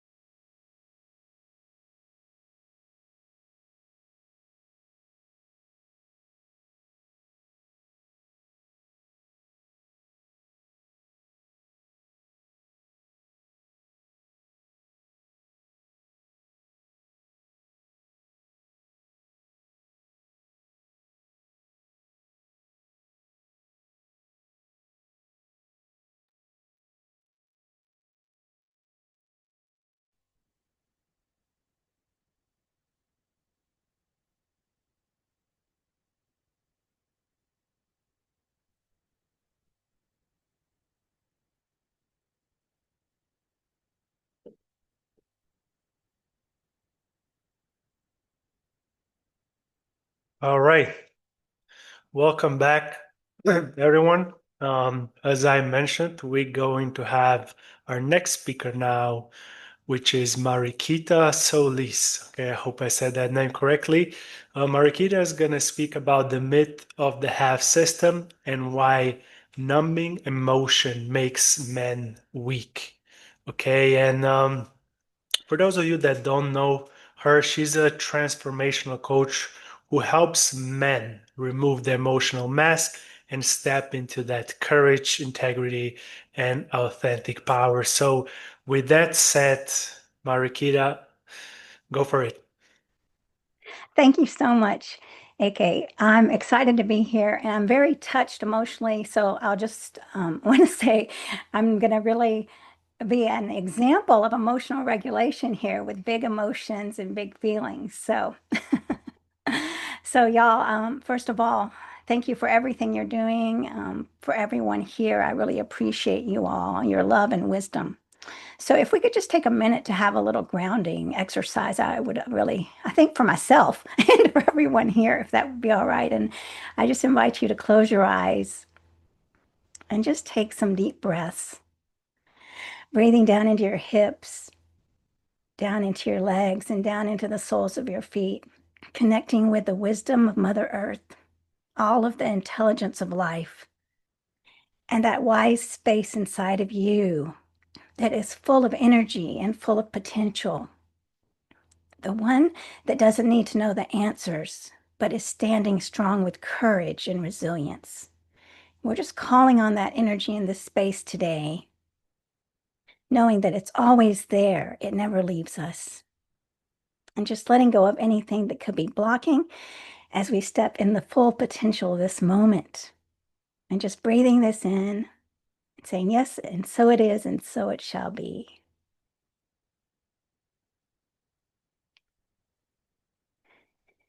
Ah. Well, thank you all.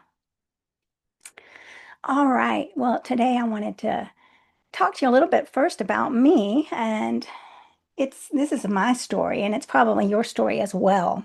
And it's a story about a lie that I believed in, a blueprint of my life, and the cost that followed with me going along with this lie. I operated for decades with self-hatred and not believing in myself, and this I'm not enough syndrome that just was a constant cycle of I'm not enough and how am I going to prove that, right? And I was very successful in proving it, proving how I was, a great dumping ground for myself, and I couldn't accomplish anything. I was driven by overwhelming emotions.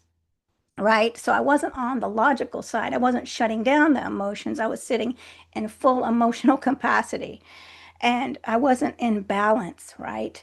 So I was living in the half system. The half system is what we're talking about today, the myth of the half system. And I was in the emotional half system. So I learned that who I was fundamentally unacceptable. And as a little girl and a woman, I saw that I needed to put my emotions, my logic to the side, and I needed to really, forget about what I needed because everyone else's needs became more important. So who cares if it was logical that I was last in my own life? That didn't matter. And so I didn't think about that. I was just taught that I need to suppress my needs. So I shut down the logical side of myself and I failed immensely living in this half system. So I learned that I had to integrate logic and feeling. In fact, I have a Mr. Spock sitting right next to me, a sign, a poster that says logic. So I'm not going to forget. Do not operate solely on this feeling and emotion and don't abandon your logic. So I learned the balance, right? So for many men, it's the opposite. They're shutting down the feelings and the emotions. So we most of us have operated from the same core wound that we have to shut down certain emotions to succeed, which means you're cutting parts of yourself off. You're cutting yourself in half like I did. So we've also been taught that strength is emotional suppression. Now, that in many cases means suppress the vulnerability, the fear, and the sadness, because those are messy, weak, and dangerous. And this is what most men learn at an early age. This is their blueprint. We can't show weakness. We can't cry. We can't ask for help. So this, like I said, this starts in early life.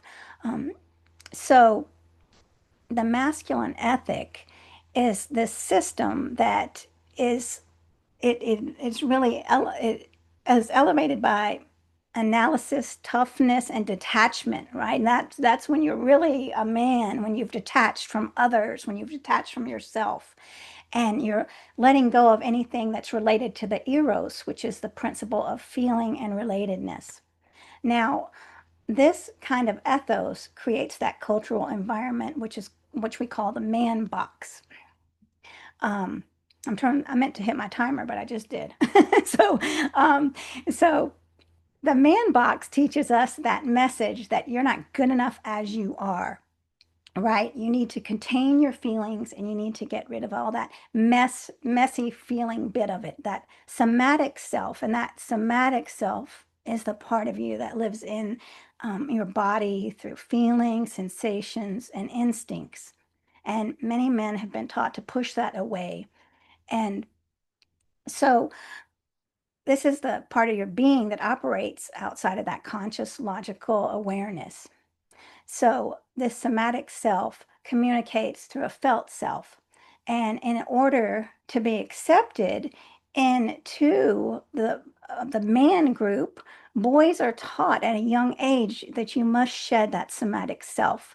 Now, Dr. Judy Z. Chu's book and research affirms this, that their feelings are naturally strong, but they learn very quickly in kindergarten at that age of 4 and 5 that they need to, even starting at 3, they need to shut down those feelings, right? Your feelings are too big to be held.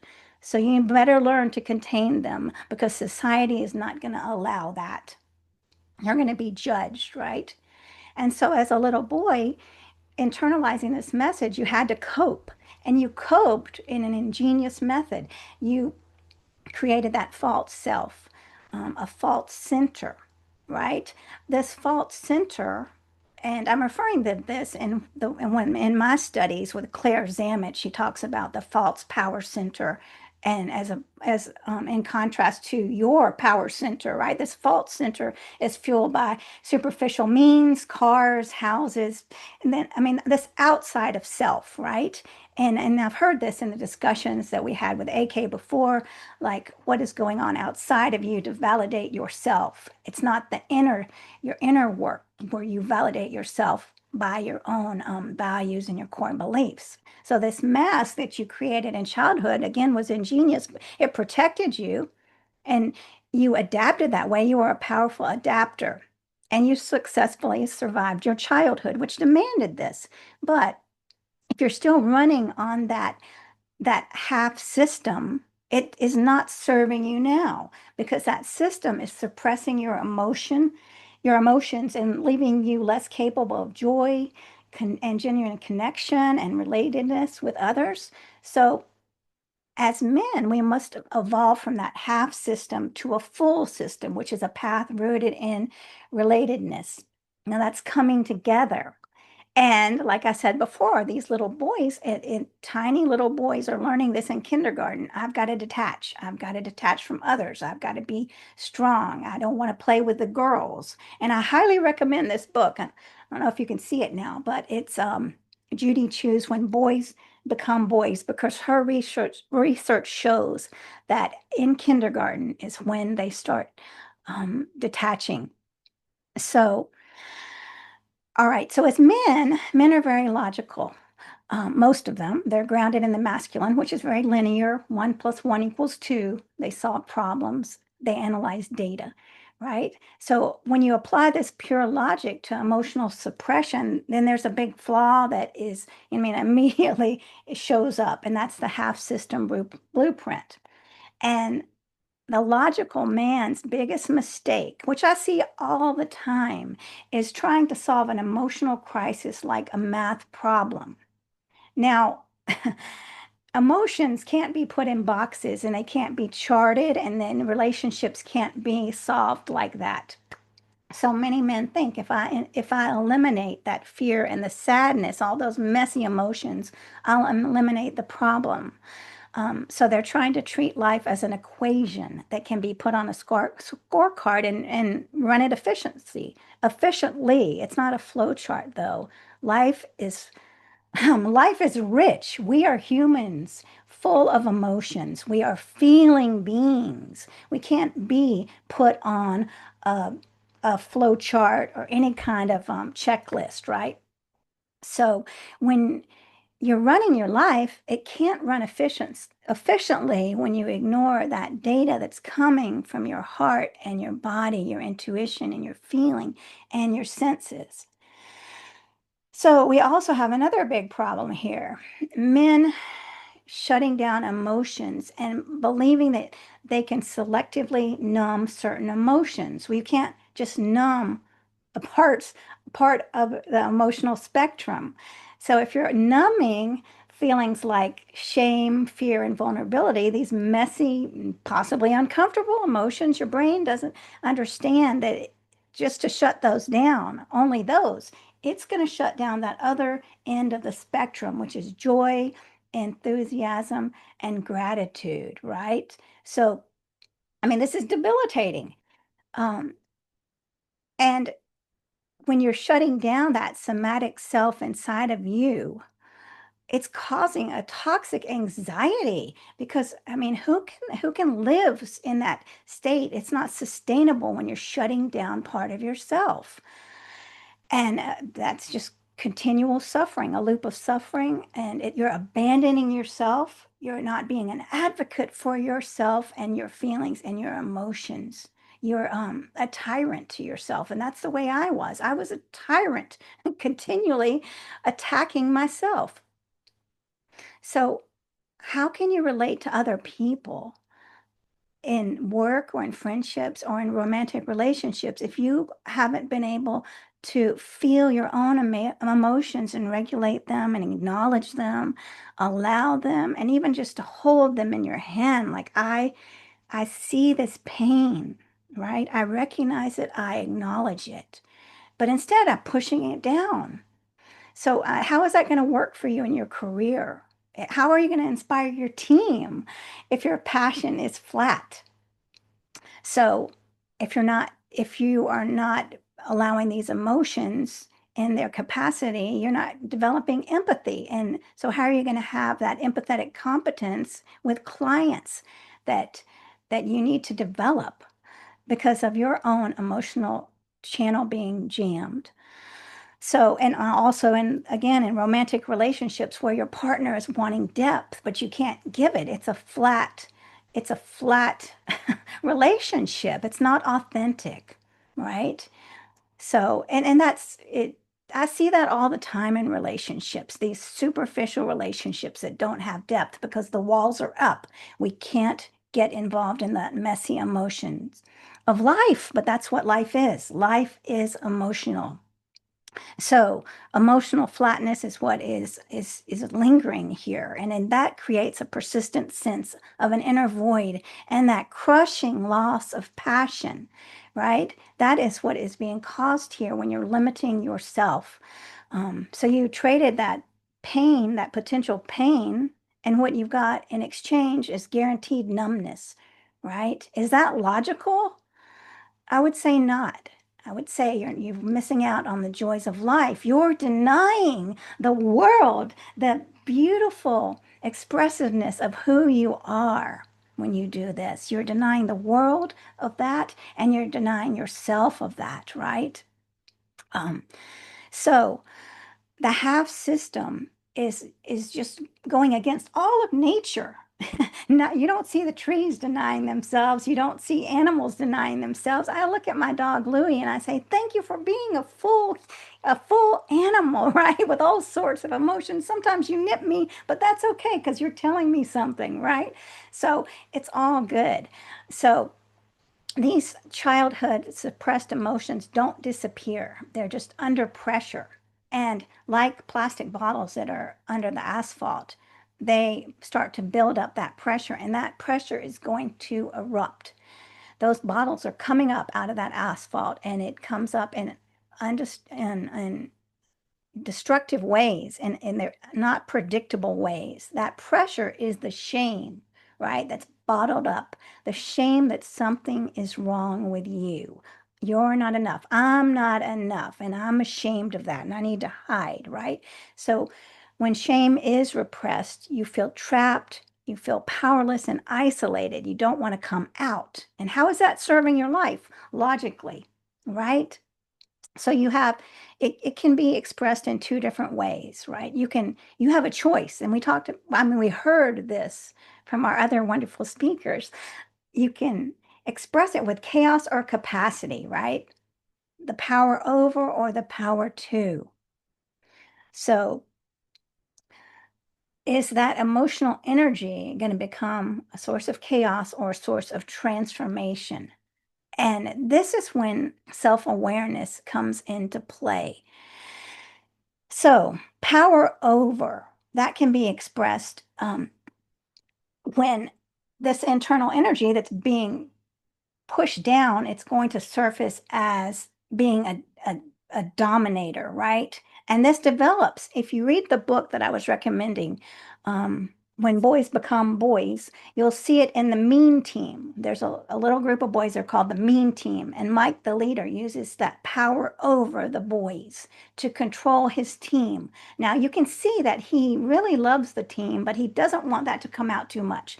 And also, what you learn is that Mike is using this power over so he is accepted. That's a false sense of security, right? Because that's the one way that he's accepted if he's the leader, so because he feels like they're not going to turn on him.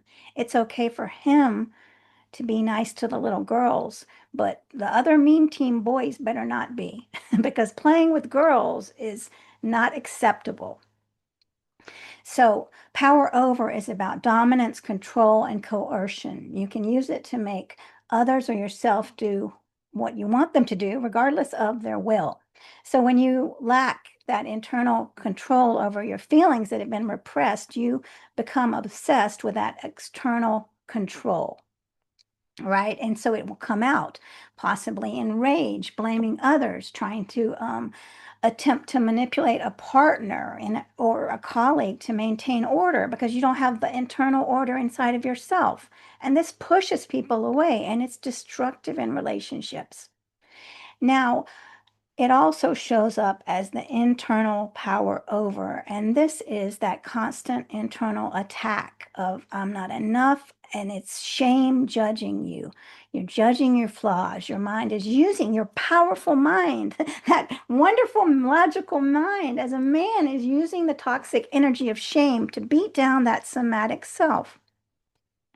And shame is a total system failure. It manifests as a toxic energy drain, and you're constantly in this just state of paralysis of not, fighting against your authentic self.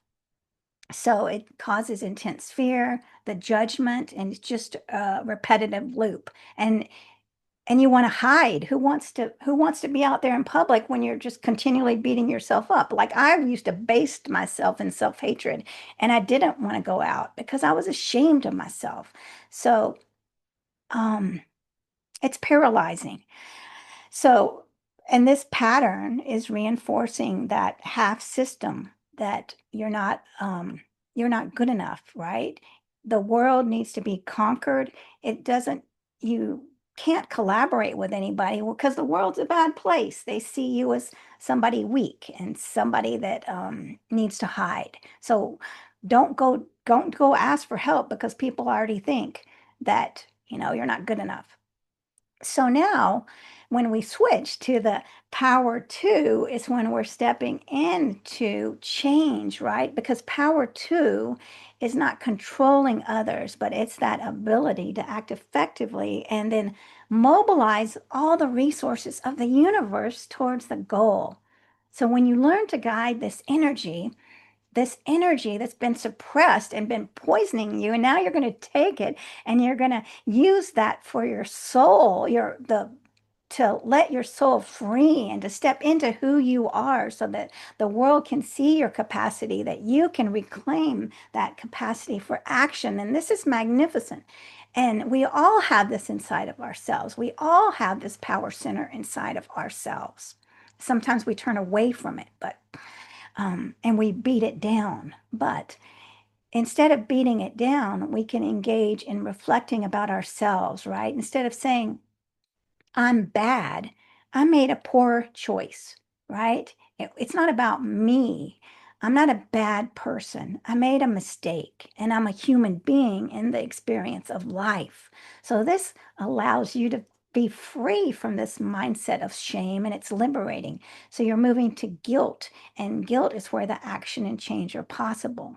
So, and this is the transformation when you're taking that fear and sadness, and you're no longer afraid of it. You see it and you use it, right? You use it to to transform, to elevate who you are, because you're not just going through the pattern of beating yourself up. You're looking at yourself with awareness, with self-awareness, and what have I done, and what's a better choice? Who do I need to make amends to, right? So you're being an advocate for that somatic self, right? The cognitive self is saying, I'm going to welcome and validate that feeling self, the wounded child. So, and this is a new process that you're learning, the inner dialogue. And nobody says it's easy. Nobody says it's going to happen overnight, but it can happen in slow steps, and you'll catch yourself, right? I might say, yeah, I did a good job. And that other voice will say, no, you didn't. You came in last. But the awareness is there. So just keep practicing, because every time you practice, well, we're putting down another pathway in our brain. And so we want to build up that practice of self-advocacy. And so you can become your own best caregiver. So this is when the transformation comes, and you're going to own that full system, right? It's not going to be a half system anymore. You're not going to be just totally working on emotions and living on emotions like I used to, or living or shutting down all the emotions. You're going to bring those two parts together. So, and that's a lie, that you have to be stuck. You don't ever have to be stuck. You can always escape, like our other beautiful, wise speaker said, moving into the truth of the full system power. So true strength, true masculinity is not about isolation. It's about integration, right? So Claire Zammit, who developed the Feminine Power Program, which I studied, talked about the solution to the masculine crisis. And it's the emergence of the feminine, she says, not just in women, but in the male psyche. So it's about the balance, right? Integrating your masculine energy, which is the logos, which is the logical mind, the drive, right? That integrity and the analysis, with the qualities that you've pushed aside, which is the eros, the empathy, the vulnerability, the connection, and intuition. So when you bring these together, then you can get to the full system. So in Claire Zammit's teachings, she talks about the power center, the self, and that involves self-advocacy, right? You're bringing on self-compassion. You're moving into that center where you're going to create from a state of power. You're not going to create from a victim mode. Like, I'm going to intentionally tune into the wise self that is there and holding every ounce of power for myself before I start creating. I'm not going to just jump up and say I'm going to do it. No, I'm being intentional about stepping into my power. And so that's the first step. That's the first power center she talks about. The second one is the capacity for co-creation in all of life. The universe is working for you, opening your eyes up to how the universe is coming together for you. You might have been seeing through a filter, but now I'm going to open my eyes up to the power that has been inside of me, and all these wonderful people, right? And all the resources of the world. I'm not going to shut down to that. So then that is also power center 3, which is others. Like, I'm going to reach out to AK if I'm struggling, right? I'm not going to say that I'm going to do everything by myself. I'm going to let go of this I'm independent and I don't need anyone attitude. No, I'm going to reach out to Linda if I'm feeling sad. I'm going to reach out and say it. I feel sad today. I feel scared. I'm going to acknowledge that. I feel scared, but guess what? I'm also courageous, and I'm courageous enough to pick up that phone and make that call to Max, make that call to whoever I need to, right? Because that's where true courage stands, is feeling and acknowledge and reaching out, because the universe has unlimited resources for our potential, right? So we want to change the this wisdom that we use as being adapters. We adapted to the message, shut down your feelings as little boys. And that adapter was a genius, because that little boy knew that he had to put a mask on. that little boy knew in order to survive, he couldn't be crying in front of his dad, right? Because the dad would condemn him. So he did what he had to do. And that was amazing. That was a powerful survival skill, right? So that little boy prioritized control. So what we want to do now as men is to take, just be aware that that childhood fear and that mask we were wearing as a little boy, we can't let that run our adult lives. We want to be aware it's not serving us anymore, but we want to take that adapter power that we learned as little boys. And I say we, I'm not a little boy, but anyway, I'll just pretend here. All right. So as little boys, that that skill of adaptation, and put that into, instead of defending the mask, to now use that adapter for the new mission of maximizing joy, connection, and profound purpose. So you're being an adapter in a different way of honoring yourself, learning new techniques to allow feelings, just sitting quietly. Maybe you don't know what the feeling is, but just even saying, I don't know what I'm feeling, but that's okay. I'm going to just sit here quietly. I don't have to have all the answers, but what I'm doing now is I'm reflecting instead of that rumination of beating myself up. So that's the shift right there. And you're allowing that somatic self, which was used to be saying you're weak and you're a failure, that power over, you're allowing that to step aside, and you're using that power inside of yourself to support your feelings. You're using that logical mind to support the beauty of that that somatic self, which is going to open you up to all sorts of new possibilities in your life. So I mean, this is when you're going to realize, like, I'm an adult now. I'm 34. I don't need to run that program of a little 5-year-old boy, right? I'm going to take that wisdom of that, 40-year-old man, and I'm going to have compassion to that 5-year-old boy and say, hey, I see you. What you did was, I mean, you did great navigating what you needed to navigate, but now I'm going to help you, right? I'm wise, I'm 40, and let me run the show now. And so when you do this, you stop abandoning yourself. You become an advocate for yourself, and you get back into that power center with yourself. So that adapter is a genius, and you are going to use that wonderful skill of adaptation to be a support for yourself. And you're going to step out of that role of victim, and you're going to reclaim that power as a self-author of your life, right? The creator of your destiny. And so you're going to take that logic and drive, and you're going to fuse it with connection and empathy, right? All this from that somatic system. So now you're moving into a full system of power and purpose. And man, all those emotions, yeah, you might feel them. Just welcome them, sit with them, take the breaks you need to. If you're in a relationship, be honest with your partner. I'm feeling a lot. Maybe I need to just sit quietly for a minute. I just need some space. But communication is another superpower. And communicating with yourself and feeling yourself is so important. So living intentionally, right, is of essence. We're in a moment in history where models of leadership and power are needed. The world needs strong men and boys who can be gentle, logical, and empathetic, and courageous enough to be vulnerable.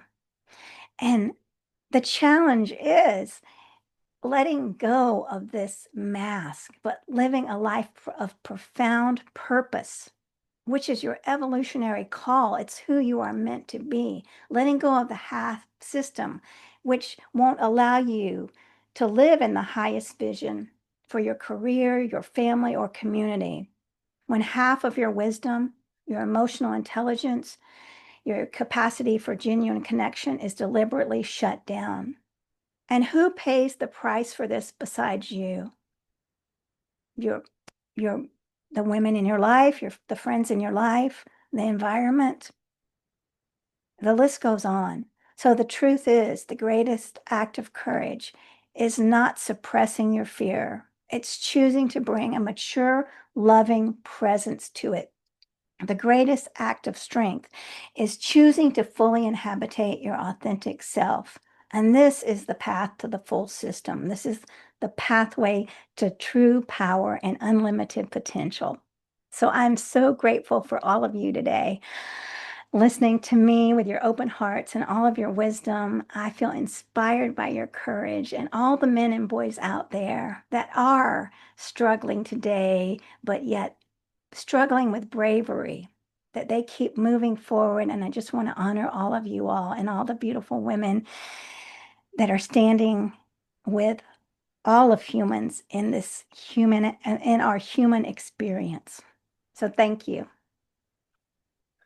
Thank you, Marikita. Thank you for this wise words, for your energy, and for your contribution. Thank you so much from all of us. I guess it's time to move on to the next pair. Okay, and right now we have Max and Linda talking about against the norm life as a GBT man.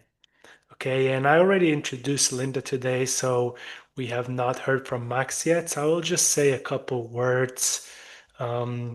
Max is a self-leadership coach who guides men towards joy, purpose, and balance. He brings a powerful insight into the experiences of GBT men and how we can all be stronger allies. So, with that being said, Mike is yours. Take it over. Right. Thank you very much for that warm welcome there. And this is the part in the program where we are going to have a fireside chat about what it means to be a GBTQ. I'm sorry, I'm getting the GBTQ, letters yeah. there. But anyway, man. And really it's about the tone that we want to set here.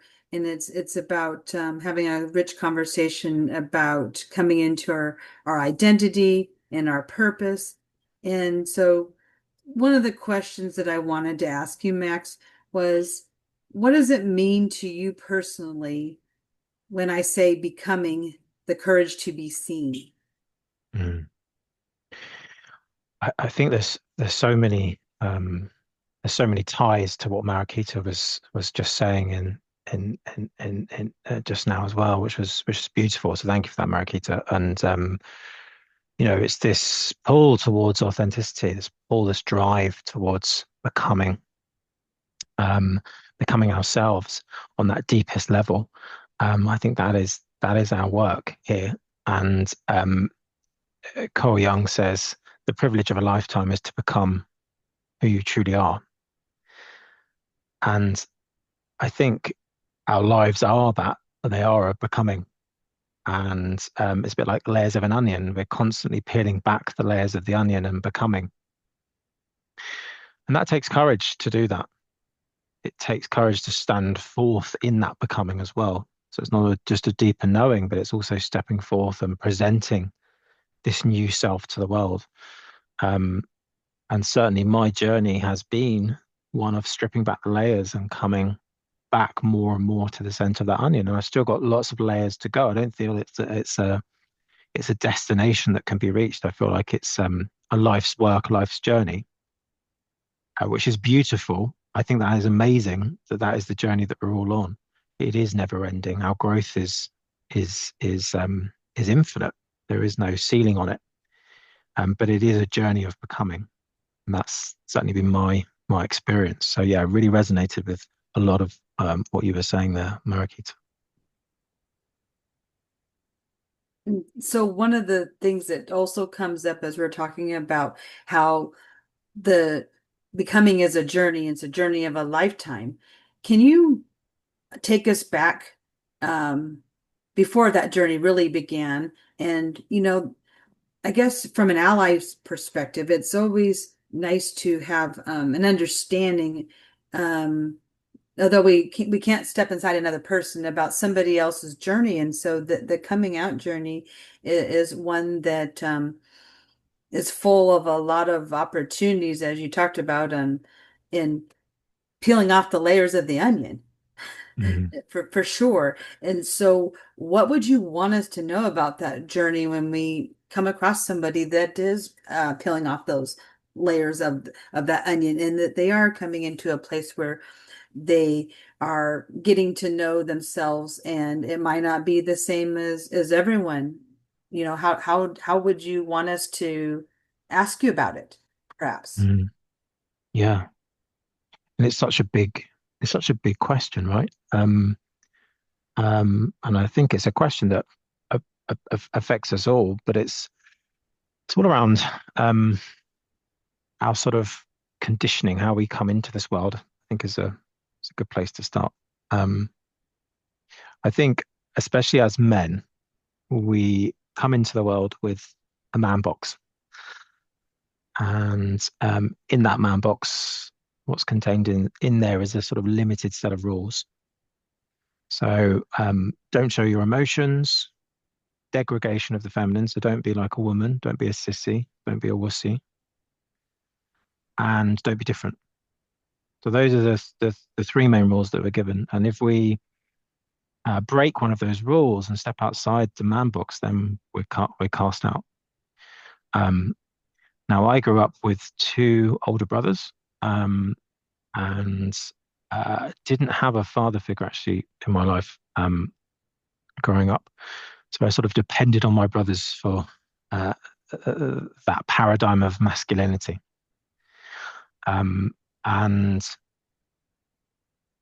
they had been fed their paradigm of masculinity through societal conditioning, the man box, right? So that was all I knew. And being different, being gay or anything like that just wasn't on my radar. What was on my radar was conformity, making sure that I'm staying very clearly within the confines of that man box, because it's very dangerous to venture outside of that. And so what happened to me was, I think there was inklings that I was different when I was younger. There were certain ways that I just didn't fit in with my sort of male peers at school and growing up. But any conscious thinking around that being related to, my sexuality was popped right down. It was repressed. It was like a game of whack-a-mole. So it's like if it reared its head, it was shoved back down again, right? So I did all the things. I dated women and had long-term relationships as well.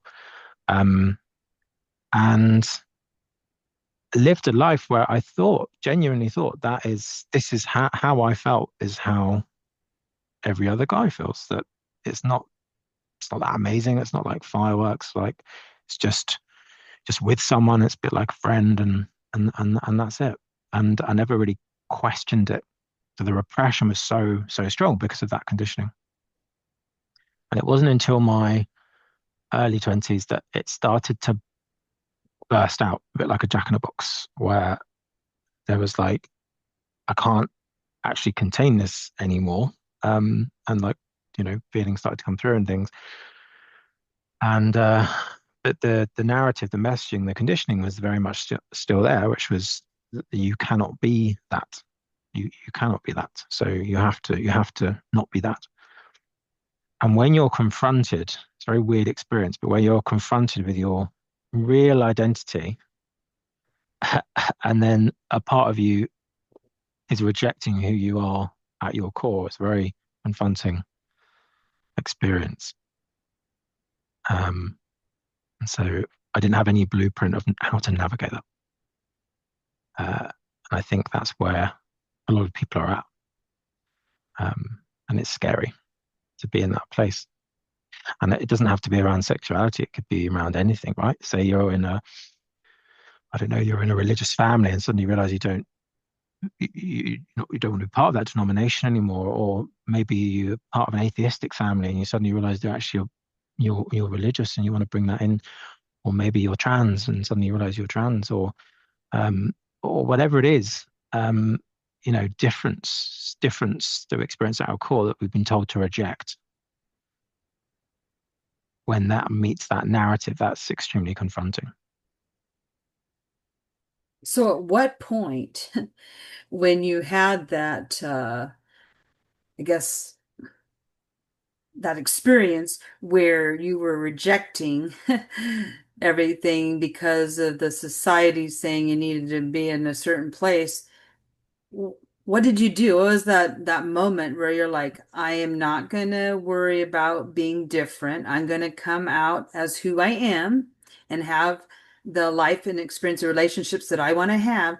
And it's not gonna matter what everyone else is thinking because it's more than just the personal part. Because I know that you spent your first part of your career as an attorney, and so that's a whole different environment altogether. Yeah. Yeah. And it's interesting because you use the word sort of choice there, and I feel like it got to a point where it just wasn't a choice. It had to be lived. Had to be lived. I had to live who I was. I didn't want to. I didn't want to do that, but I had to. So I had an option of either not being here anymore or living as my true self. And those were basically the only options that I had. And so it wasn't a choice. Well, I suppose there was a choice there because I could have, you know, yeah, there was a choice in that sense, but it didn't feel so much like that. I think what carried me through was hope. So there's a charity called the Trevor Project, and they do a campaign called It Gets Better. And I saw people like me on there who had said it gets better.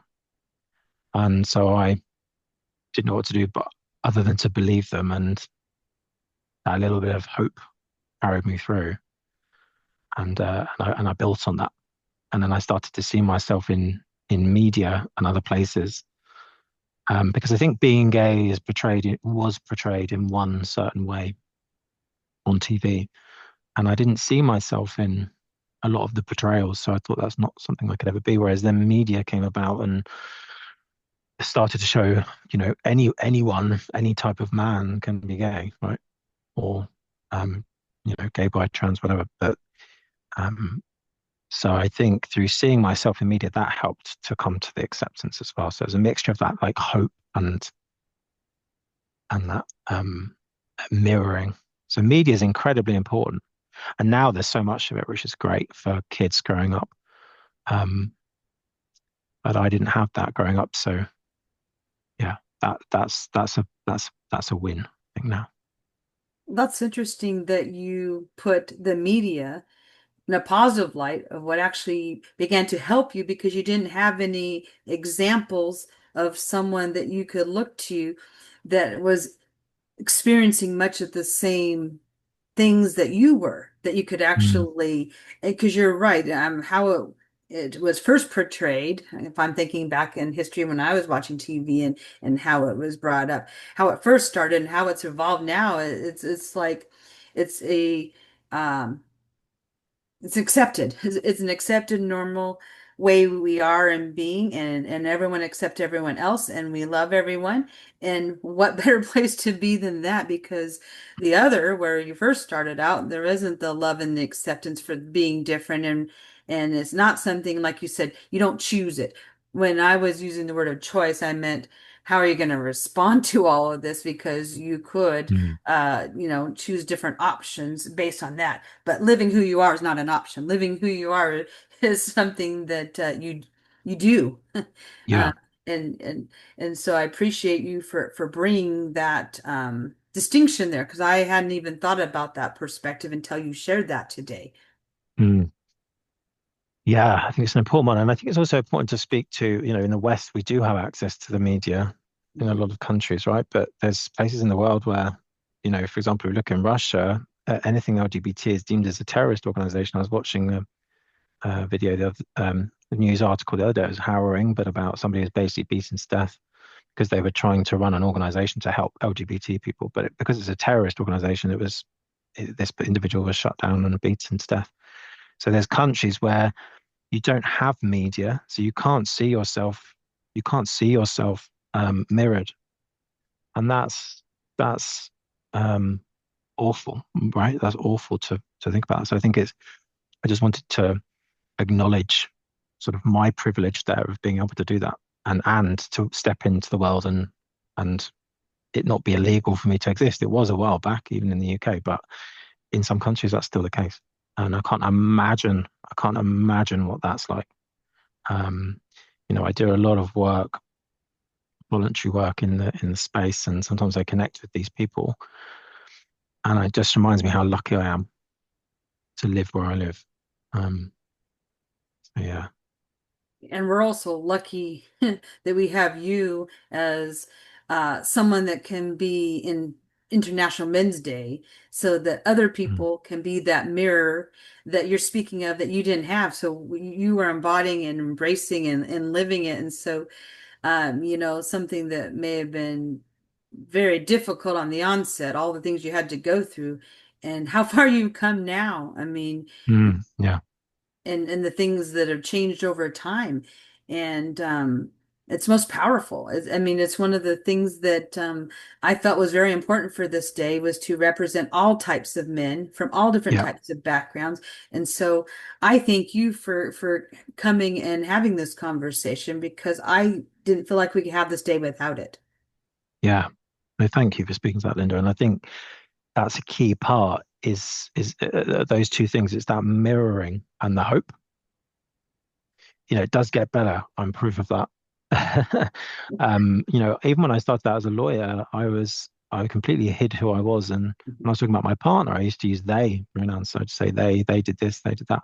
Because I was terrified of anyone finding out that I was gay. And now I talk about it publicly. The same as my anxiety. I was terribly worried about someone finding out that I had anxiety. Well, now I don't care, because it's useful to other people. It gives other people hope that there's a better life on the other side of that. I think the more that we can do to show up and mirror, the better the world becomes. Good old Brené Brown says, vulnerability is the last thing that I want you to see in me, but the first thing that I look for in you. I love that quote, because that used to be me looking around like, where can I see me? And now I try and be that person. And sometimes there are days that's harder than others. I'm not saying that I can do that all the time, but try and do that more. And I think if we all do that more, that modeling, there'll be less loss of life for a start, but it would be a much happier world as well. I couldn't agree more. And one of the things that I did want us to talk about here is, when you have allies that want to show up for you, whether it's friends, family members, colleagues, what is what you want to have happen in those conversations, and how do we best support? Because it's hard being on the other side of it too, because we get curious about certain things and we want to ask you, and we're like, well, do we want to ask that? Because we don't want to bring out something that's going to trigger you necessarily. But yet, if we don't ask you, then we wouldn't have any awareness anyway. So we might as well ask.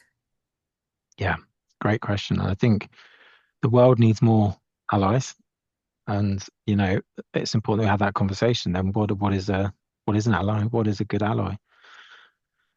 And I think it's like anything, we can always do better. We can always be better. So it's not about being a perfect ally. It's about just showing up with support and learning. And that's all you can ask of yourself. I'm an ally for people in other ways, right? And I think that's all I can ask of myself in that situation, is that I'm curious. I remain curious, and everything that I say comes from that kind-hearted place, and you just check in with that person.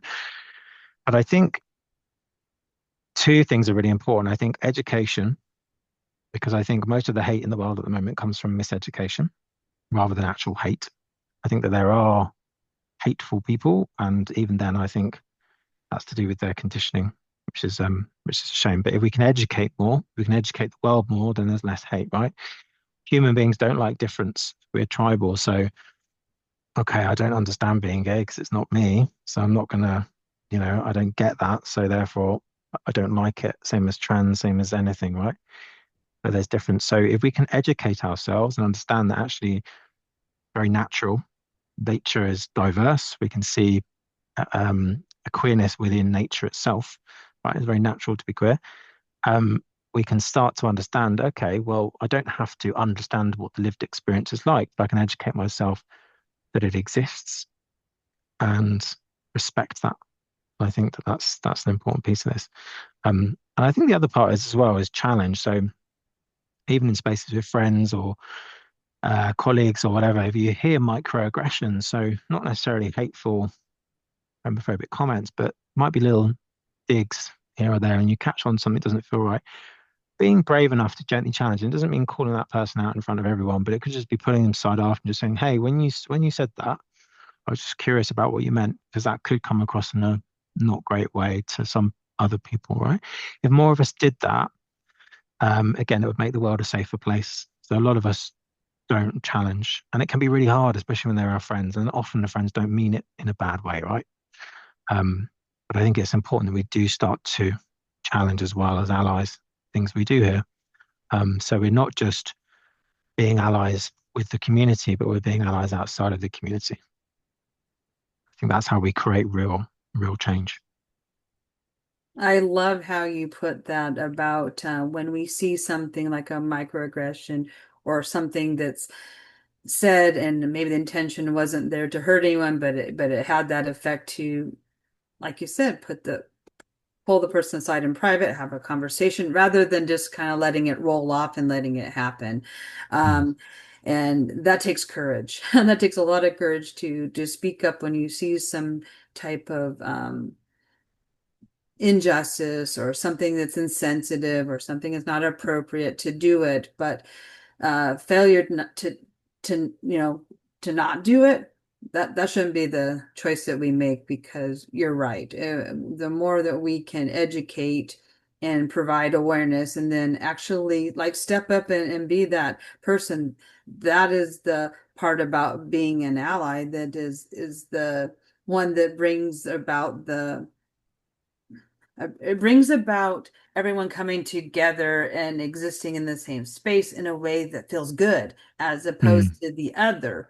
And because all those things happening below the surface, we're not going to be in a place of community. We're not going to feel safe. And so that's so important that we do that. And thank you for sharing that example, because I think that that's a powerful one right there that we can body embrace as humans. Yeah. And you spoke to something there as well around the inclusivity point. And that's not something that we're necessarily going to consciously think if it's not a lived experience, but how can we use our language? Because language is so powerful to be inclusive. So we're talking around men, and we say, about and their wives, for example. Well, not all men have wives. Some men have husbands, right? That's or right. if we're talking around in groups and we're asking these sort of questions, just catching our language and just making sure that everyone in the room can feel included. And that's hard, right? That's hard if we're not used to speaking in that way, because it's not our paradigm, it's not our lived experience. But again, another great way of being an ally is just doing that gentle checking with ourselves as much as we can every now and then. But it's not about being perfect, right? We're all going to get it wrong, and that's okay. It's about the heart behind it that's the most important thing. Yeah.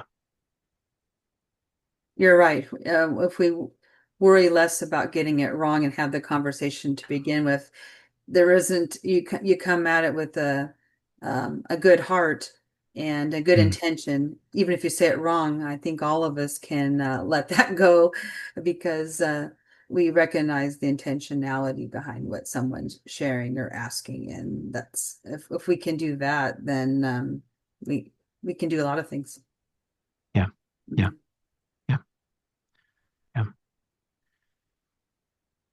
So, as we're wrapping up our fireside chat here, was there anything else that you really wanted to share with our listeners and anyone that's on this call with us as we're speaking today? Yeah. I think anyone who's listening to this, I've talked about this from a gay man's experience. That's the label that I'm using, but it is just a label. And actually, sexuality exists on a spectrum, right? We have people that fall in love with people, regardless of their gender, and sexual people. We have people who are bisexual, right? They love all genders. We have people who are asexual, who don't have a sexual preference, right? So there's lots and lots of different, and that's just a tiny part of that whole spectrum. And I'm going to go back to nature and diversity and how diverse the world is, but also our sexuality can be on a spectrum. So I'm speaking to one lived experience. I'm not speaking for all experiences, but the one thing we can get lost in is the language, the construct, the linguistic construct, right? And that's something I struggled with because I'd had long-term girlfriends. So I was thinking, well, I can't be gay because I've been with women, right? But when I realized that actually these are just words that I'm using to communicate myself and my existence, so people understand, I then wasn't so limited by them. So I think if anyone's exploring, say that they may be married, for example, or and they've been repressed their whole life, or maybe there's someone listening who's coming of age and they know they're different, but they can't put a label on it. Don't put pressure on yourself, right? A label is there for communication purposes, but it doesn't define you in your existence, right? And there's a lot more nuance and color to it. So forget so much about the label and focus more on who you are and become more of that, because that's what the world needs. And then the labels can work itself out later. And the only other thing I want to speak to, which I haven't talked about, is just the shame part. And Marikit spoke a lot about this in her talk in a different way, but it's really related. Just the power of shame. She said shame is the total system failure, and I think that is exactly it, and that's how I experienced it. It did feel like a total system failure. But when we bring shame out into the light, it can't survive. So putting yourself in spaces where you don't feel that shame, or you have the antidote to shame, which is pride. So that might be in a circle with other men who are the same. It could be conversations with people, watching media, listening to a podcast, whatever that might be. And the shame will slowly die, right? And we do want it to die because it's not a nice experience.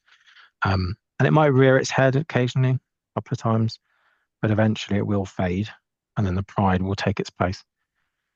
And I speak to that from an experience of having a whole lot of shame. So if anyone's listening to this and feels like they're in that space, there is hope going forwards. Thank you for bringing the hope, Max. We're all here with you and excited for what you just shared to be viewed. Yeah, thank you. Thank you so much for thinking of, first of all, bringing this conversation into today, because it's a really important conversation, and for hosting it and for being the great ally that you are. And I do host a free men's group, a LGBT plus men's group sharing circle, which is starting at the end of this month, actually, in November. So if people are interested, they can contact me. But I also run with some other coaches a general LGBT plus online sharing circle, which is also free. So if you connect with me, I can help point you in the right direction for some spaces to show up in and feel some of that pride. Thank you. Thank you, Linda, and thank you, Max, for the energy that you bring into this world. So with that being said, let's move on to our final speaker of the day. That is Sam Pepin.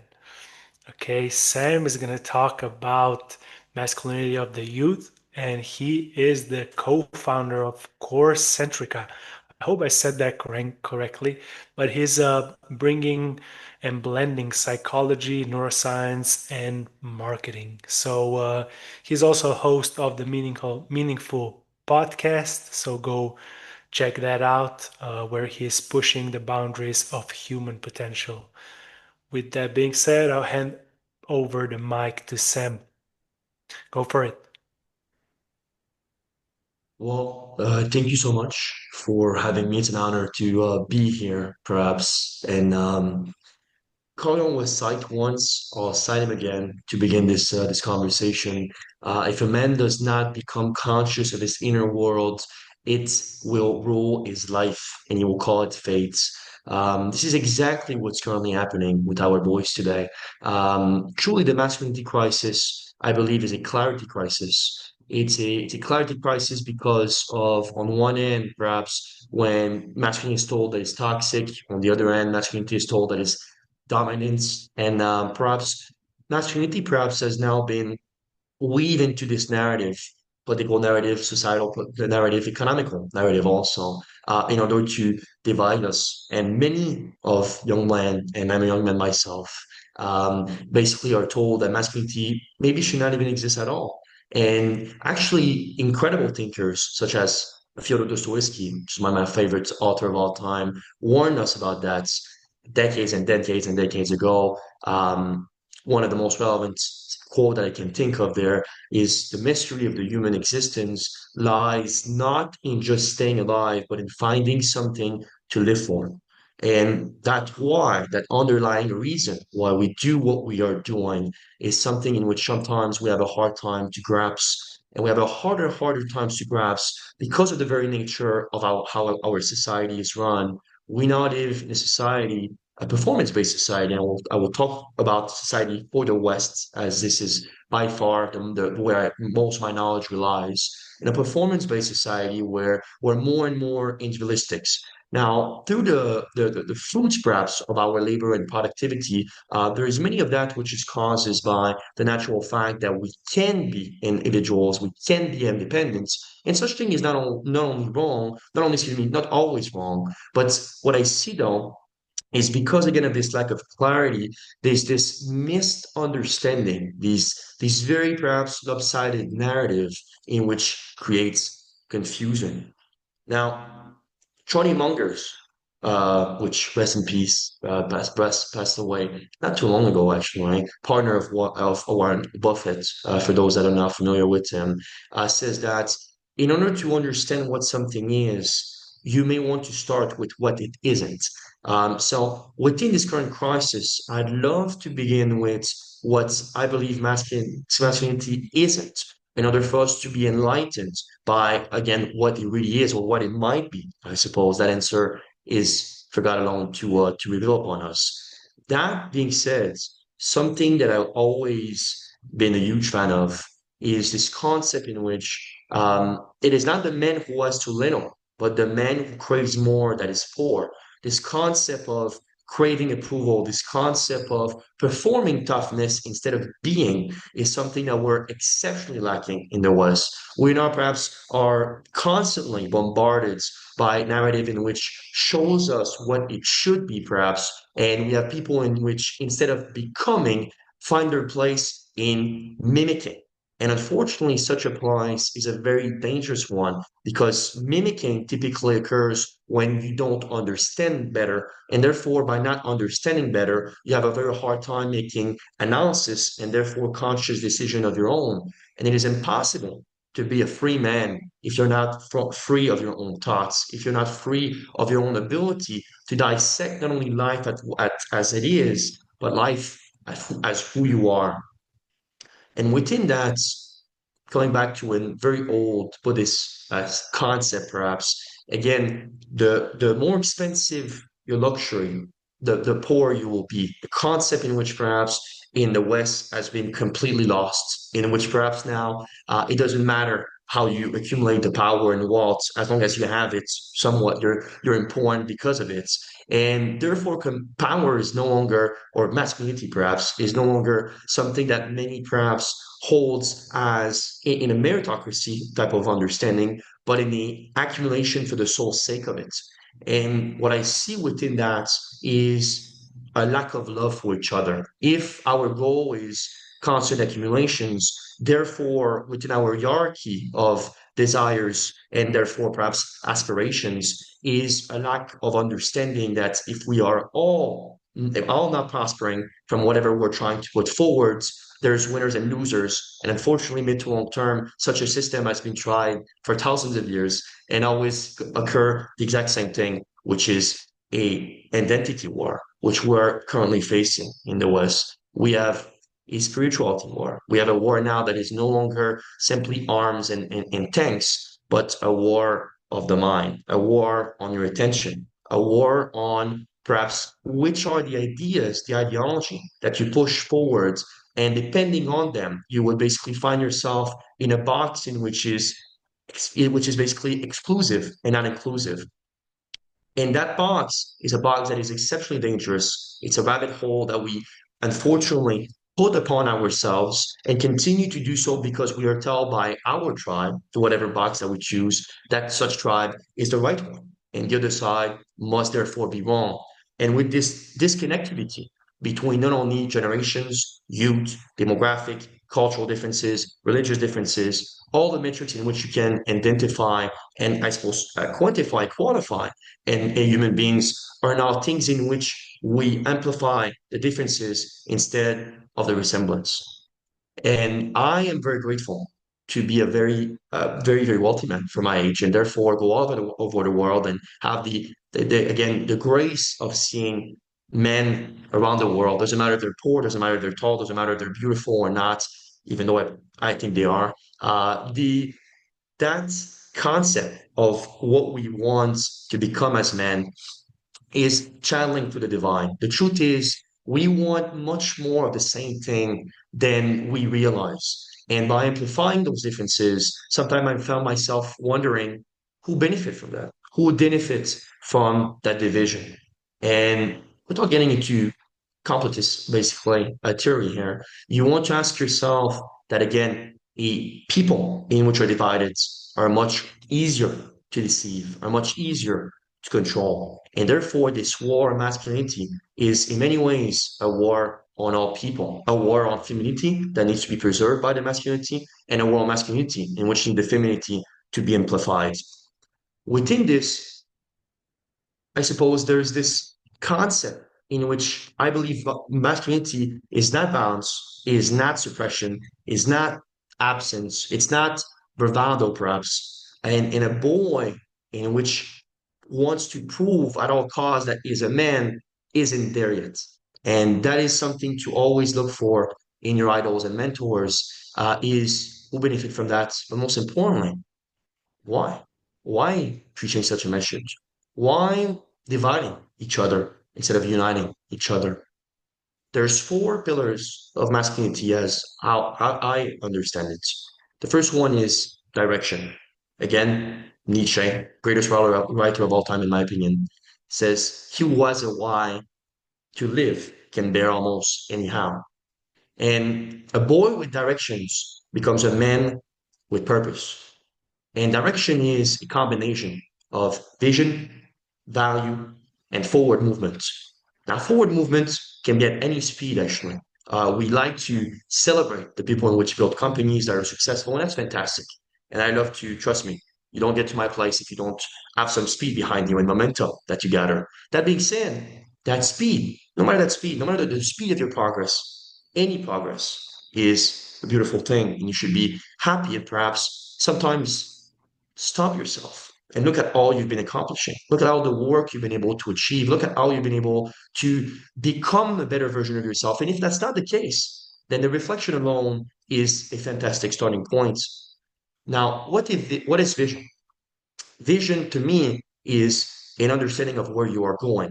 Now, another thing that I think is very problematic in the West as we speak is we are, through this individualistic movement, more and more consider our guide, our boss, our guide, our me. And within this occurs a major problem. And the major problem is that when you are doing good, when you're doing well, perhaps having yourself as a guide is fantastic. There's no problem there because again, life is good and you are on the upwards path. When you're not though, and you're your own guide, there's doubts that start to come. There's lack of trust upon yourself. There's lack of deserving. Also, that is a major problem in the West. But the truth is, you deserve it all. The only limitation that you have is the one that you put on yourself.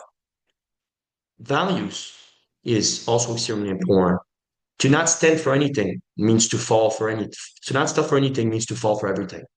And in the West, again, meaning where I live in Canada, Quebec, Montreal, for those that wonders, there's a humongous misunderstanding that without collective virtues winning, meaning amongst men, boys, but society as a whole, without criminality becomes contradictions. And within contradictions becomes, unfortunately, different ways of thinking in which sometimes are put against each other and suppress each other instead of loving each other.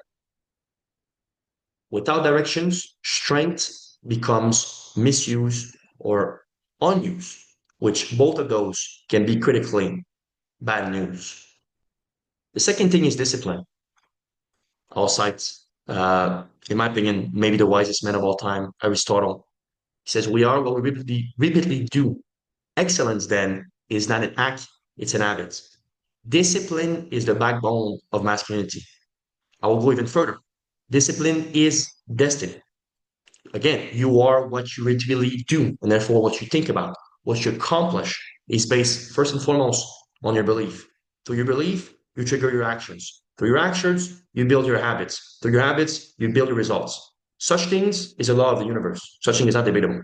And therefore, if you look yourself in the mirror and think that your results are not those in which you want, come back to the beginning of that chain. Look at your belief. Are they positive? Are they constructive? Are they perhaps uplifting yourself in the world? Or are they doing the opposite? Within those beliefs, then with better belief, better mindset, everything starts in the mind. You are soul and energy, my friend. Within that beginning in the mind becomes a fantastic opportunity to take responsibilities. As a man, the difference between a man and a boy is, are you willing to be responsible? Are you willing to be accountable for not only your actions, but those of your loved ones, for those of which you serve? Disciplines equals trust in self. Trust in self is acquired. Trust in self, meaning confidence, is acquired through having regular, very important, regular proof of your competence. As a man, we need to be useful. I want you to have a vision, which we already talked about, and then have a plan of actions in which you have the disciplines to put forward. Exceptionally important. You need to delay gratification. We live in a world where Instagram will show you 17 years old, which spent thousands, maybe let's say $1,200 to rent a Lamborghini in Florida and tell you that it's his own. It's not. It's not. I can tell you this as a multimillionaire. Very few people are multimillionaires. And you should not wait to make money to consider yourself a worthy person. You are worthy because you are divine, not because you make money. Many money is printed out of the sky anyway. Not the greatest indicator of how great of a man you are. And I want this to be very clear. Actually, one of the poorest. I can tell you this for a fact. I know incredible men that are, I wouldn't say poor, but that are not rich at all. And I'm discussing them that are very rich, and I know them personally. And perhaps I stay far from them because I know the depth of their character. Again, Denzel Washington. Don't judge a man by the color of its skin or its culture or anything else than the depth of his character. Then mastery. Again, confidence is only built by proof of competence. Find those proof of competence. Find that loop, perhaps, of competence. Prove to yourself day in and day out that you are deserving, not because you're not, but because you might think you are not. And by you thinking you are not, you will project upon this world a sense of lacking money, lacking love, lacking whatever that lack is.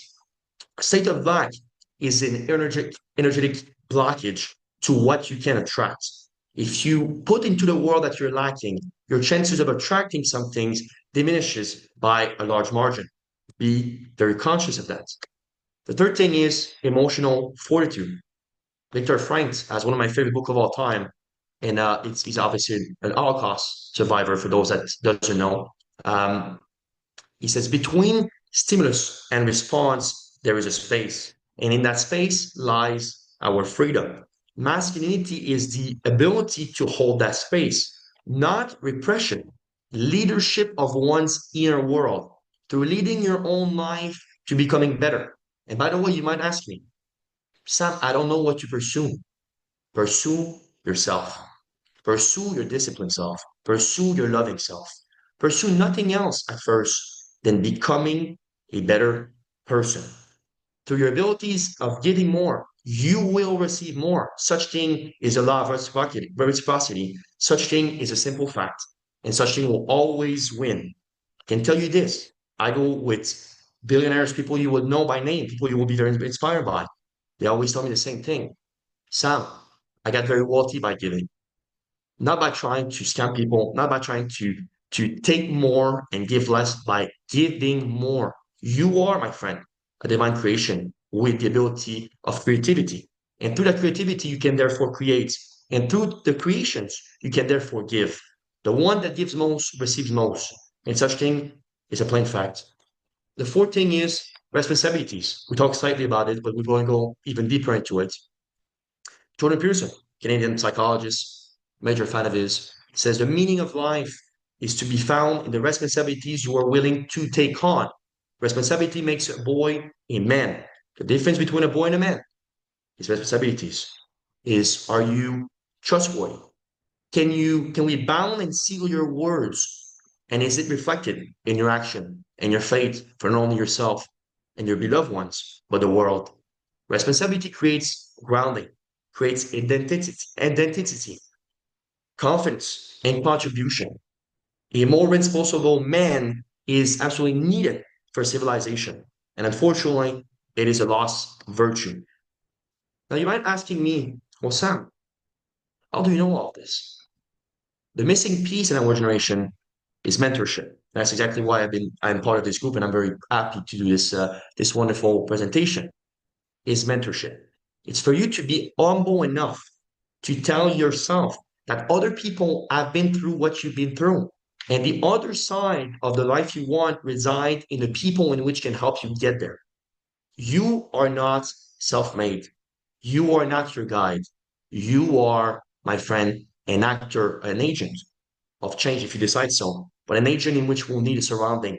It takes a village to raise a boy, as my mother would say multiple times. And such thing is absolutely true. And we're losing this village, unfortunately. We need to build this village and continue upon optimizing this village. A leader knows the way, goes the way, and shows the way. That is what mentorship is. Every strong man you know had someone who believed in him. I had plenty. I still have plenty, actually, and I'm very grateful for it. If boys are lost, it's because we leave them alone. They don't need perfect adults. They need grown-ups who care about them. Perfect is only divine. Unfortunately, we can sometimes channel it. We can sometimes be perfect in a single moment, but nobody is perfect but God. Mentorship is identity transfer. It's how values, how behaviors, how courage, how vision are inherited. And this is exceptionally important. So what young men needs today, perhaps, in my opinion, children have never been very good at listening to their elder, but they never failed to imitate them. And this is exceptionally important. Again, you preach by example. Sometimes you might have young people, myself, and even younger. I might be much younger than you think.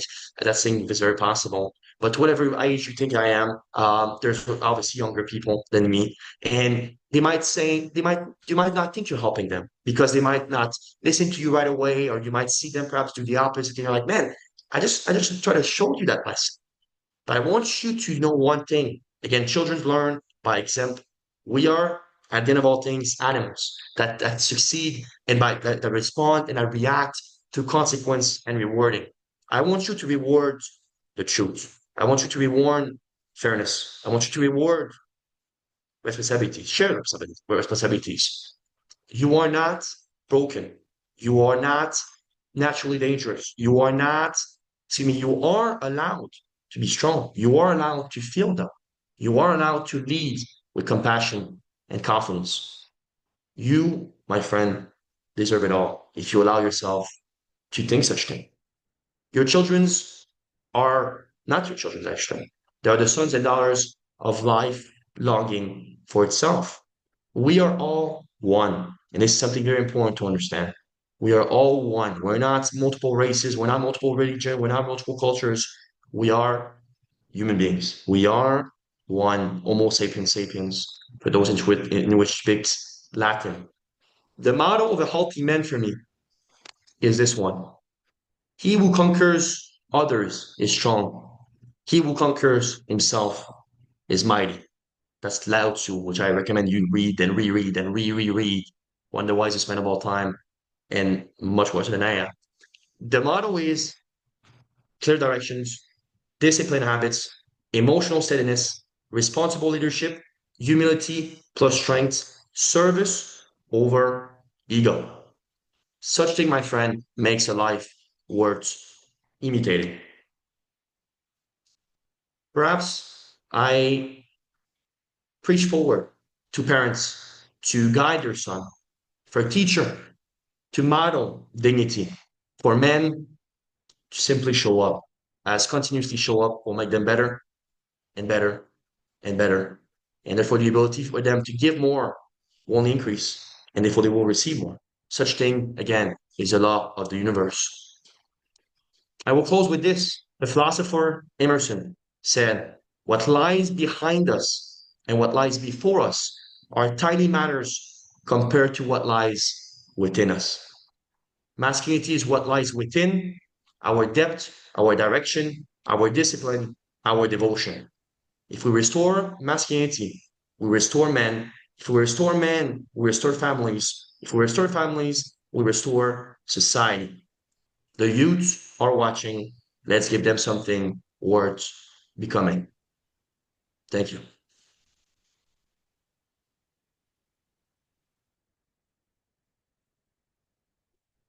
Thank you.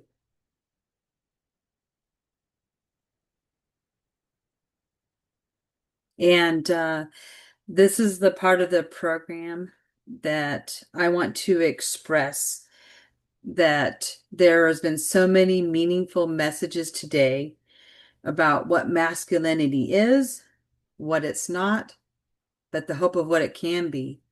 And what I heard probably is the most strong message is that men, they already are.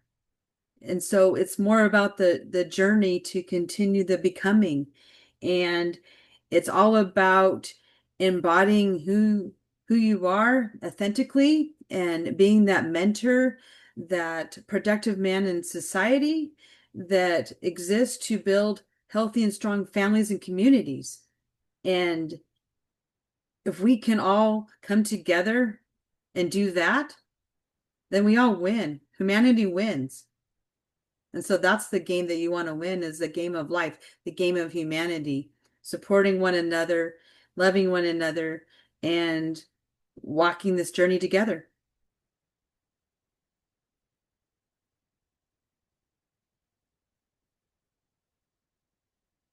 And so, this is one of many International Men's Days, and I am hopeful that this tradition will continue. And from I guess on behalf of the Masculinity Unmasked podcast, we thank you for coming and being a part of this day. We thank you for giving a lot of thought about the messaging that you would share with us today and about showing up. And so we hope to see you again in the future. We will be sharing this recording on our channel so that we can spread the impact with the ripple effect worldwide. Thank you.